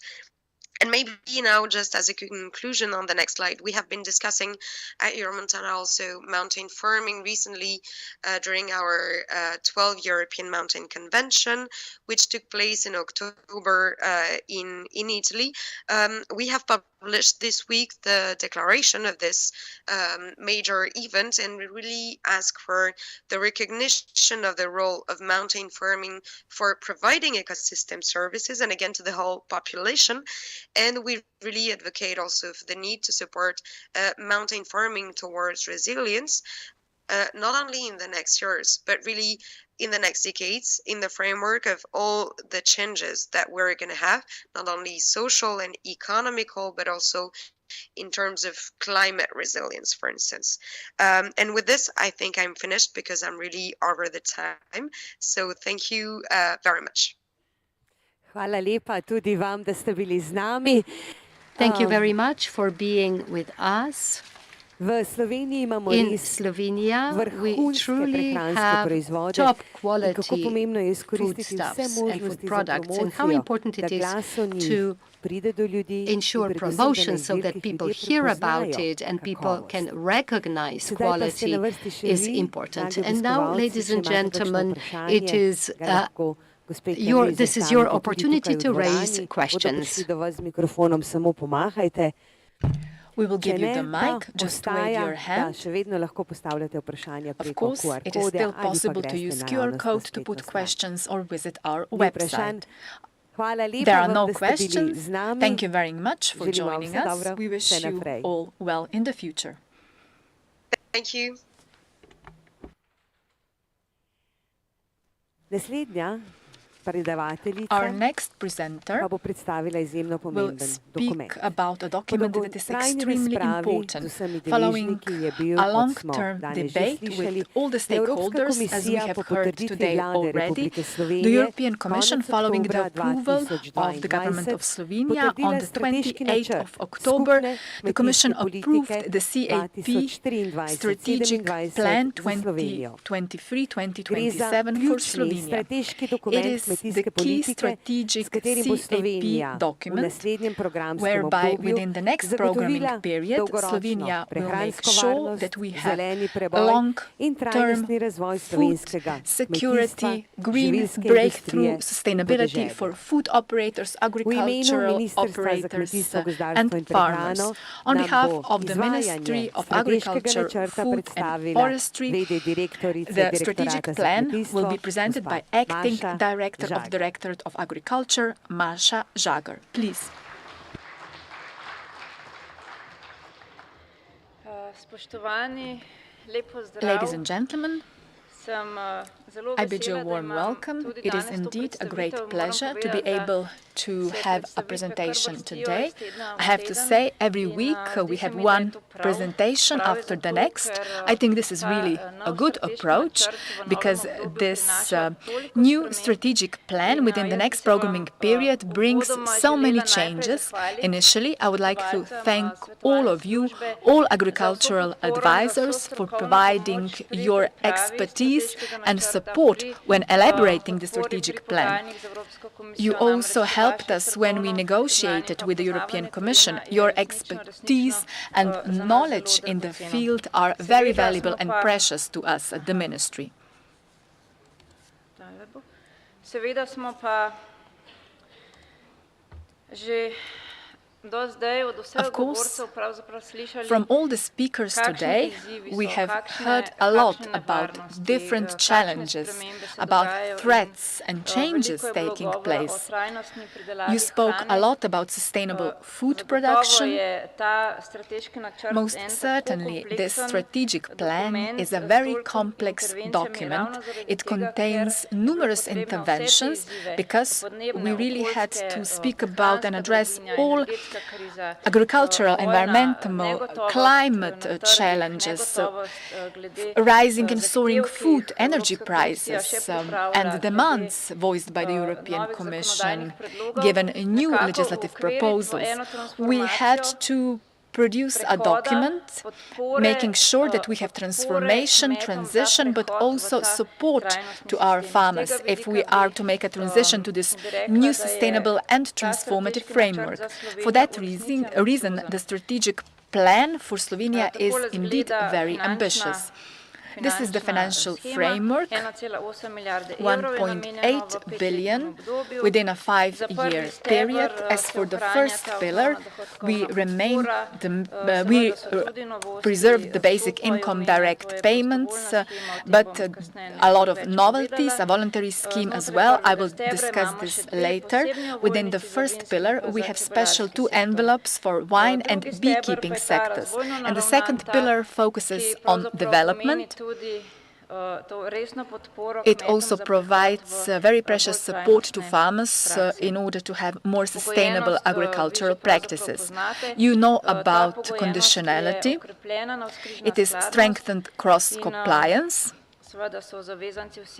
Of course, beneficiaries are all those who have to meet certain conditions linked to various areas and services. I have enumerated 9 good agro-environmental conditions. I won't go into it because I know that you are well familiar with them. Of course, the devil is in the details. I have associates who are responsible for the implementation of the regulation. We are available for you to put questions when necessary. And this is also a challenge for us because you need to professionally conceptualize the framework so that you can implement it in practice. Then conditionality is also linked to prescribed conduct requirements. And now if I start and proceed with some of the definitions which are enshrined in legislation, and for others member state can define on its own. These are agricultural activity, agricultural area, what is eligible, hectare, who is an active farmer and also who is a young farmer. One thing has been added here. It is the same definition for both the second and the first pillar. And when it comes to EICS, Integrated Administration and Control System, there is one novelty linked to CAP. We have the new model of implementation. There is a transition. It is result-oriented. And what is also very new, that in 2023 we will start implementing the area monitoring system remotely. We follow all area interventions that are subject to monitoring, which means that one part of administrative check is included in such a way. Let me also mention this tool called Sopotnik, a communication method between the Agency for Agricultural Markets and Rural Development and applicants. We wanted to help as many farmers as possible to find the so-called areas where there is a possibility for risk, threats, which can be rectified, revised, and there are no sanctions. On the 15th of March, we will start this subsidy campaign. Now, if I walk through direct payments within the first pillar, the biggest change here, undoubtedly the suspension of payment rights as early as 2023. No longer historical elements, this is part of history now. We will have a uniform payment per hectare. Most of the envelope still for basic income tax support for sustainability. Then we have additional income support provided to young farmers. Then some new support scheme Director Bircher mentioned. Additional redistribution income support for sustainability, 5% for big farms to small farms. Until 8.2 hectare, this is the threshold. And the biggest challenge, the climate and environment scheme, it is voluntary for farmers. As for the state, it is mandatory, and the state for this share has to allocate 25% of all the funds within the first pillar. Why did we, Slovenia, have 15? Because within the second pillar, we have a larger share for agricultural, environmental and climate intervention, about 60% for this climate transition. Consequently, we can have the rebate enforced. Part of the first pillar are also coupled direct payments linked to production. Following debates, analyses and studies, there were some sectors which were highlighted: small ruminants, cattle breeding, milk in the mountain areas, suckler cows. 2% is allocated additionally to protein plants. This is the slide on our interventions in the form of direct payments. Financially, if we take a look at this graphic, direct support, the largest share, 15%, environment and climate scheme, then 13%, coupled payments linked to production, and again, the best and the largest possible support within European legislation, which can be allocated for this area. And then we have climate and environment scheme. We have funds for voluntary measures, a lot more than 100 euro within a 5-year period. Grassland, fields and permanent crops are targeted. If we look at this pyramid below, we have the baseline conditionality. Initially, it is more ambitious and higher than it was within this period. Then environment and climate scheme in the middle, and we have agricultural, environment and climate measures, where we have the most complex measures. I've mentioned these production coupled payments. And within the first pillar, we also have the so-called sectoral interventions.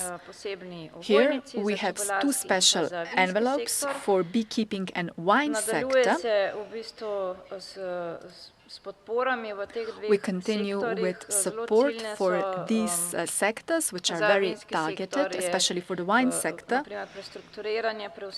Restructuring, conversion of vineyards, promotion of wine in third countries, then information measures. As for the beekeeping sector, they are more fragmented in nature.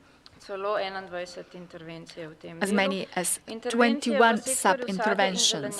As for fruit and vegetable sectors, the interventions here are linked to the implementation of the approved operational programs within producers' organizations. Here, we don't have a special envelope, but the funding is linked to the value of production, market production and market value. Then interventions within the second pillar, EAFRD interventions, rural development. They are extremely targeted. They focus on the environment, animal welfare. Some are new, some we are well familiar with from the past. Some have been upgraded partially. There are different investments. They focus on specific objectives, productivity, competitiveness, and also those who have a positive impact on the environment. Then young farmers, we have this support within the second and first pillar preserved, then areas of cooperation. This has been funded as well. These measures are very important. A lot more important than it is obvious at the first glance. Maybe sometimes financial support doesn't replicate this. Different approaches to cooperation, be it regional, through the so-called eco-regions, as we called it. Now we have a regional approach of cooperation based on organic products, then promotion, information of products and quality schemes. I believe these are the key measures. Agricultural products or high-quality Slovenian food, we heard a lot about it. We will make sure that they will be brought to our consumers. I think there is a lot of work to be done here to improve knowledge, to have a better knowledge transfer. This is the horizontal objective 10, ACIS, knowledge and innovation transfer, and we really have high expectations. Because the objectives and challenges are very difficult, very complex, and we will have to do quite a lot here. This is the chart, the graph, for the distribution of funds in the context of interventions for rural development. About 60%, as have been mentioned, are those areas for agriculture, environment and climate. These are specific funds for farmers to make a transition to more sustainable forms of production.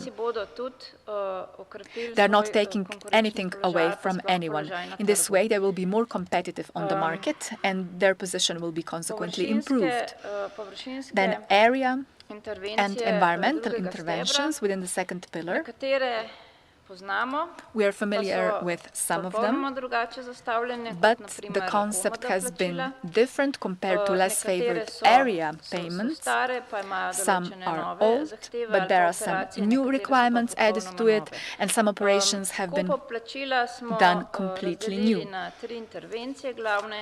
AECS payments have 3 different areas, be it agriculture, environment, biodiversity and climate. We have biotic protection of plants, which is a new category.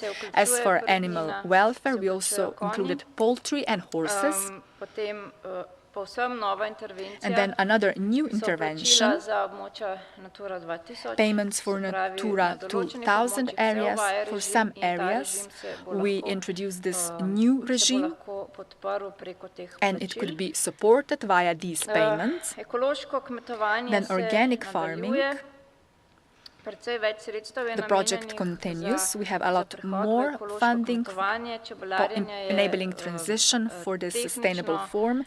Then organic beekeeping is a standalone intervention for farmers, but nothing changes in terms of implementation for farmers. But this is the demand voiced by the European Commission, because we cannot support bee families, but we have to include a hectare as the basic category. Non-productive investments, this is also a new category. They are linked to nature conservation measures. AECS, Agro-Environmental Climate Scheme, the climate area, managing natural resources, biodiversity and landscape. What is very important here for AECS, I've already mentioned this, it complements the environmental and climate scheme, so it is more complex, it has higher standard. It is important that the scheme is designed in such a way that these payments do not, well, first of all, we shouldn't have duplication, and secondly, they are complementary, so they do not compete with one another, and this is the best possible way. It was very important to find such measures that comply with both criteria. It is quite ambitious. This is this green component.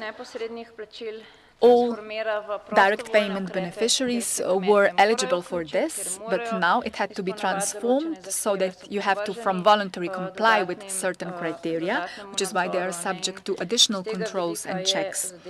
For that reason, the concept is more ambitious and more complex to implement. As for intervention scheme, we have many interventions in the area of investments. Why? Because some are extremely targeted. It has been shown as a necessity, but also a need when preparing the strategic plan. If we speak about market orientation and competitiveness, here we have the largest number of interventions. These are investments in increasing productivity and technological development. Then we also have investments in the processing. We have the so-called collective investments for producers, organizations, cooperatives. We also have a special investment line for organic farms. Then we have individual irrigation systems, then irrigation systems for multiple users, then of course forestry, one strand for investments, as well as improving of farmland and reparceling of agricultural land.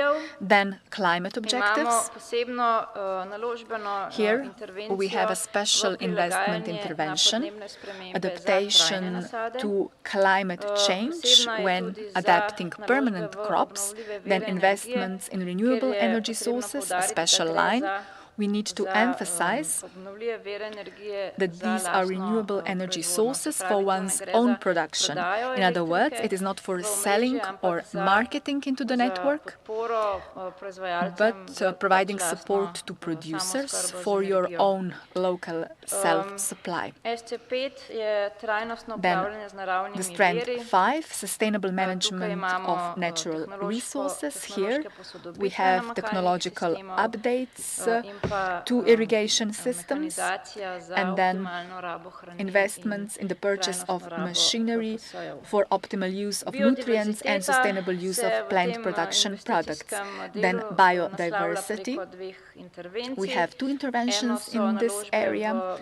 The first, investments in the purchase of machinery and equipment for harvesting grassland habitats, and non-productive investments. I've mentioned them already.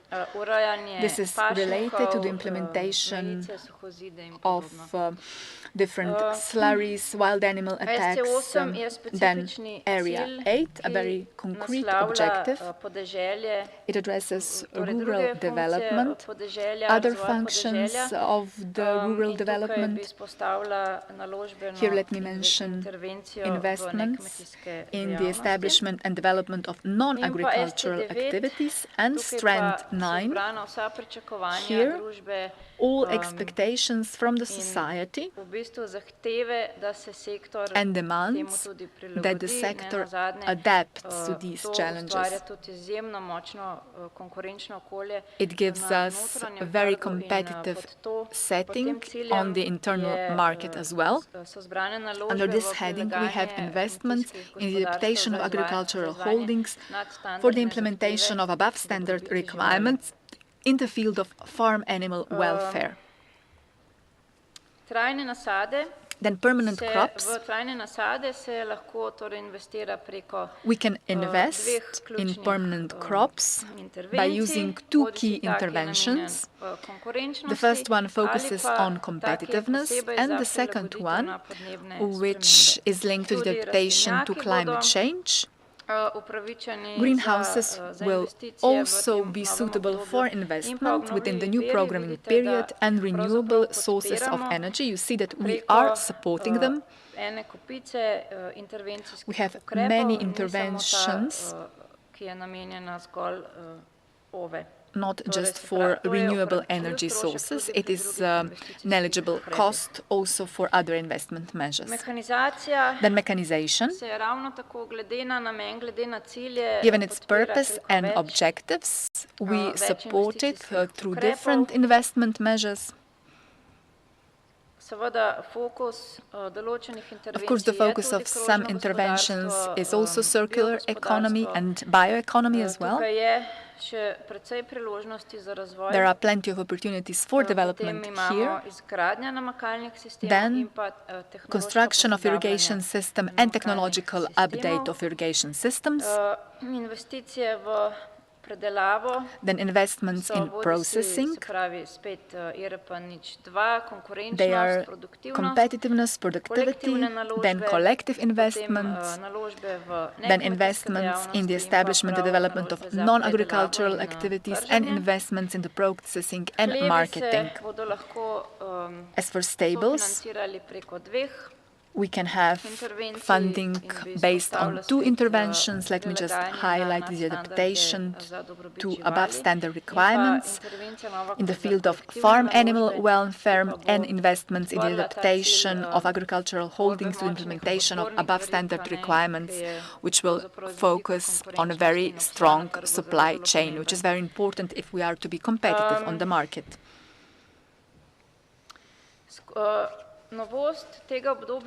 One new feature within this programming period, we will also have the so-called horizontal regulation elaborated. It will contain all general conditions for joint investments and interventions.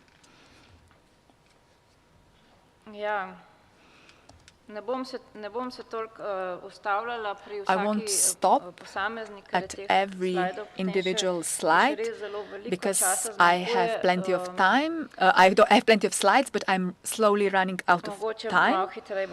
Maybe I will just speed up here. So investments in production and processing and technological development.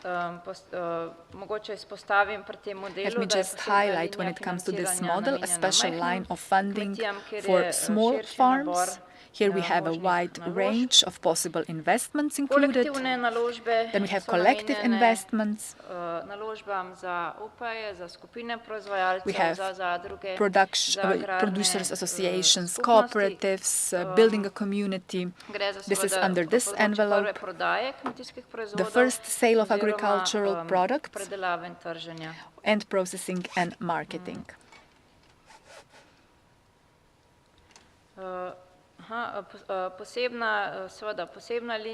Then a special line, I think it is very important to highlight.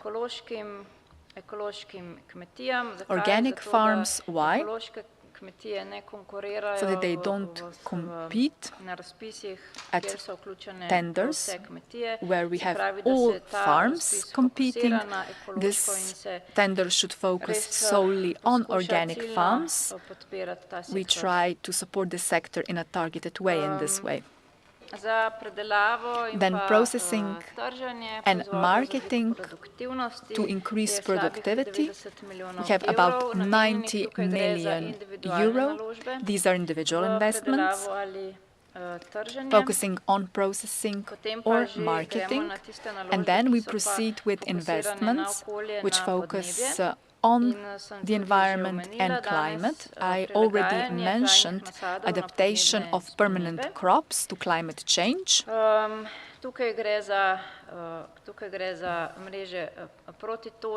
We have hail protection nets included here. Then the arrangement of intense permanent crops in grassland orchards. The condition is that these are climate-resistant varieties. Also technological updates of irrigation systems are included also for watering. Then renewable energy sources, another category. Only this specific intervention focuses on micro-biogas plants on agricultural holdings, then production of biomethane and geothermal wells, efficient use of fertilizers. This is agricultural machinery to use nitrogen fertilizers with low CO2 emissions, low emissions in general, and also to have standard external closed storage capacities for livestock fertilizers.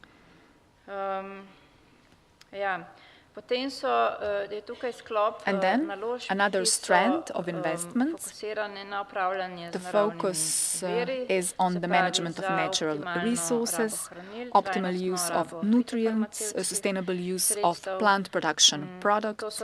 These are the categories included in the implementation of AECS and some environment and climate schemes. These are targeted measures, but the support is for some targeted and specific measures. Biodiversity and equipment, management, machinery for handling with grass habitat, grasslands in order to store feeding stuffs from grasslands in the areas of Natura. 2000. Non-production investments are focused on either extensive pastures in the areas of Natura 2000. We focus on hedges and dry walls and some other characteristics within Natura 2000 areas where we have bigger erosion of soil as well. The protection of animals grazing against the attack of bigger predators, and also we are focusing on investments in grass orchards. Further on, we have investments in animal welfare. This means support for the investments in stables for pigs, ruminants, poultry, cattle. With poultry, we are starting in 2024 to introduce measures for well-being, the support measures for that. But with this intervention, the eligible investments for stables and purchasing of appropriate equipment for heating with renewable sources of energy, storage capacities for fertilizers, as well as managing grasslands, pastures, and supervised pasture of animals, as well as stables and courtyards with investments to purchase the fence and so on. So with these processes, we see 80% of norms for organic farming. I believe that it makes sense to note hereby that looking at the trends for which we already know now where the animal welfare is going, where the standards are going, where organic farming is headed into much higher ambition, that is. So the European Commission is planning to provide new legislation focusing on animal welfare because we have an extreme increase of organic farming now, and I believe that this makes sense from the viewpoint of advisory service to the farmers to shift to above standardized organic production. These are public funds available for the transition into sustainable practices. From the viewpoint of what this will end up meaning for the farmer, I believe we'll have to look at it in a more progressive, future-oriented way. And now the construction of irrigation systems. We have those who are intended for multiple use of more users, as well as individual irrigation systems. Further on, we have technological modernization of individual irrigation systems, non-agricultural activities, including bioeconomy and preservation of cultural heritage is noted. So this is the support for the holders of non-agricultural supplementary activities on the farm. It is about constructing, renovating real estate, purchasing equipment, renewable sources of energy. This is now investments for forestry. The new intervention is focusing on the creation and preservation of forestry activities for new seedlings for trees. And now we are also continuing with a higher support for young farmers. 47 million euros is intended for that within 5 years for young farmers that join the insurance, pension and disability insurance. They have higher support and then more money, and then the 29 remaining million for the rest. Anyway, looking at the cooperation in the schemes of quality, which means we are talking about those who newly joined the existing schemes of quality, and there is a lump sum, flat rate payment available.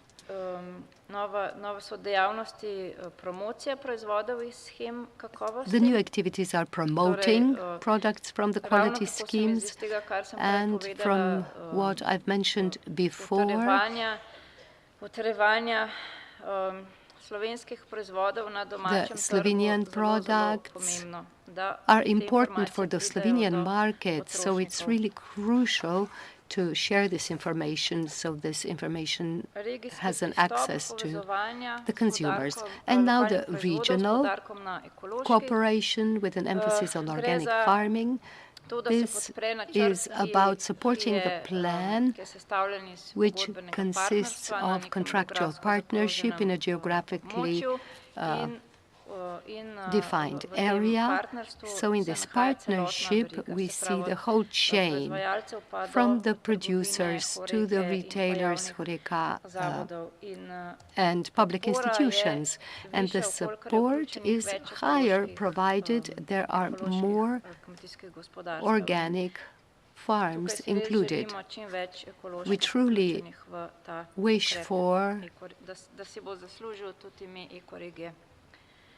more producers to be present, so a region will deserve a title of eco-region. There are also other forms of cooperation in the sector between the producer, joint marketing between producers, implementing the quality schemes. So this is the support of collective forms of cooperation. Up next is cooperation between different branches in Slovenia. We still have some maneuver, enabling the possibility for new organizations to join in on the basis of European legislation on joint activities on the market. But we are now, of course, continuing with leader measures. 44 million euros is intended for the 5-year period. And if I now look at horizontal interventions, knowledge transfer and innovation, in this period of time, we are providing much higher resources for that. We are definitely going to make sure these funds are focused, so we monitor efficiency, so knowledge transfer is good, that it reaches the farmers, so we have training of advisors in this part. The new intervention is intergenerational knowledge transfer, and it continues with EEP projects. What is completely new is consortium of institutions of knowledge in order to support the transition of agriculture into a green and climate neutral aspect. And here we have a huge desire to create a very good network here, and digitalization is a topic of discussion lately, and some are indirect encouragements in different schemes. But let me mention the mechanism for recovery and resilience, because now we have 28 million euros in the upcoming years for the purpose of digitalization of the sector. And now, in conclusion, I can say that the ministry has now been actively working on all implementing regulations. I believe that you advisors are included in many groups. There are a number of regulations. First of all, we are focusing on those that refer to the campaign in 2023. This is most necessary due to action plan to share all the information and all novelties in the upcoming period. This is going to be relevant as of March next year. So direct payments, COPOP, Natura 2000. I'm not even going to read all regulations on screen because they are truly numerous. And how to go on. These regulations that are linked to the campaign are going to clearly be adopted either at the end of this year or in the beginning of next year, while on the other hand, the investment regulations start to be implemented with all the calls or tenders within the campaign in reference to the objectives. I wish to thank you for your attention now, and of course I'm available for your questions.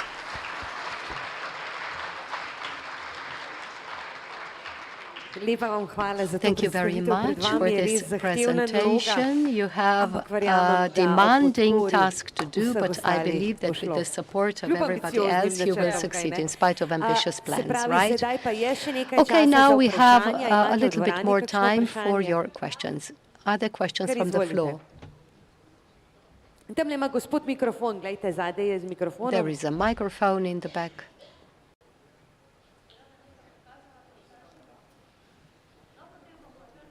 Kar vprašajte, ja?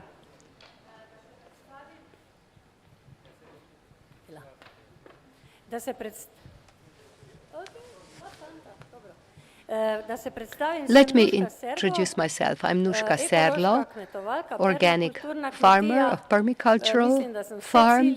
I believe that all objective standards, because I'm also an agricultural advisor by profession, but I'm retired now. But anyway, I put my farm back on its feet for 3 times. But the question is connected to all the topics that we were listening to today. 20 years ago in Radgona Fair, we had a presentation of what are limited natural constraints, limitations. I believe there's many materials due to protests. A lot of things came to the awareness of the ministry. Many images, many pictures. You can confirm a white spot on the map that I'm showing. We were erased in Slovenske Gorice, in our village. I will put it this way. There wasn't a single person in the field looking at the situation. What is most correct to say is that I was at work and we heard from Mr. Tabary from France what natural constraints are. And he also confirmed in Radgona Fair, where there wasn't a single advisor, but there was Sylvester Kranjec from the ministry and Ms. Kostel from the ministry. Mr. Tabary said what can't be shown on screen. This configuration of this field truly is less favored area, and except for the conditions, everybody else is located in less favored areas.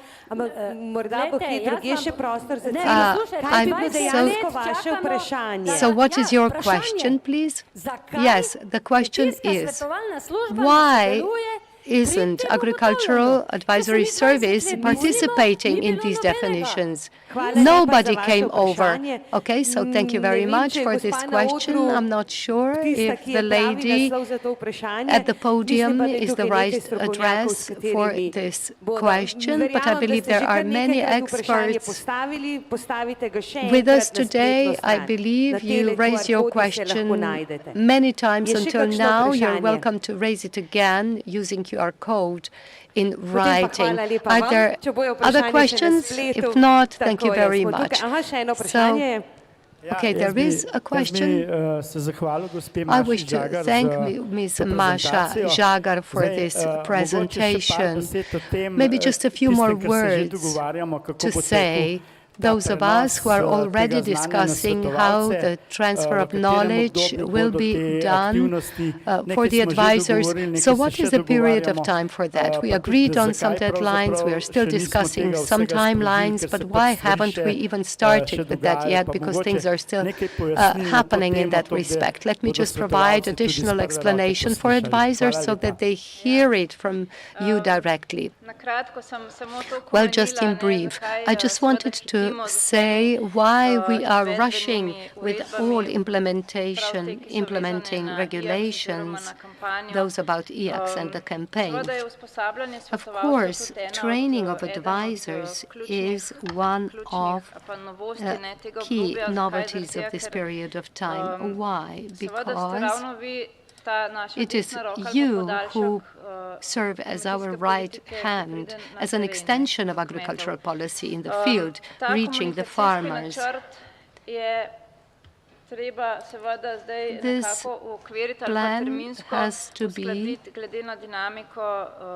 harmonized, looking at depending on the topic, in reference to implementing regulations and different intersectorial harmonization. And I believe that it will shortly be more clear what the dynamic of training will be, in what way all of it is going to happen, and I believe that everything will be known shortly.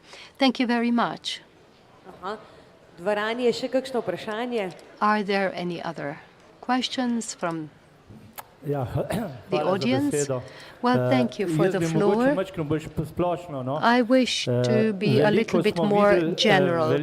We heard about many things, but I'm concerned about one thing. We see that we have money, and at the same time we are destroying agriculture, especially in the mountainous areas. So, of course, allocating points that my previous speaker mentioned, there have been some mistakes that occur, but those who are losing out will be most vocal. But maybe in the past they were not eligible for these funds. And now let me add also the taxation for less favored areas, for areas with natural constraints. We need to talk about this because it's insufficient to provide a few more euros for mountainous farms, and at the same time we take all of those euros back, or even twice or three times the amount is taken back through taxation. So this is my appeal to the ministry and to the general public, especially what is received by a mountain farmer should be left for them rather than taking that away from him. This is not in your competence. Well, correct. The Ministry of Finance is in charge of that. The Ministry of Agriculture really put a lot of effort in that.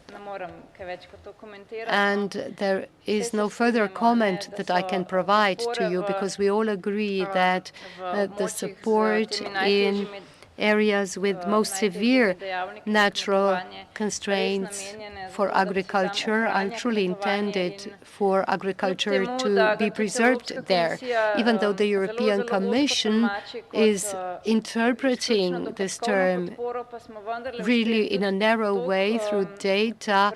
We managed to nevertheless recognize agriculture in these constrained areas, for one share of limitation within the regulation is included, which is 50%.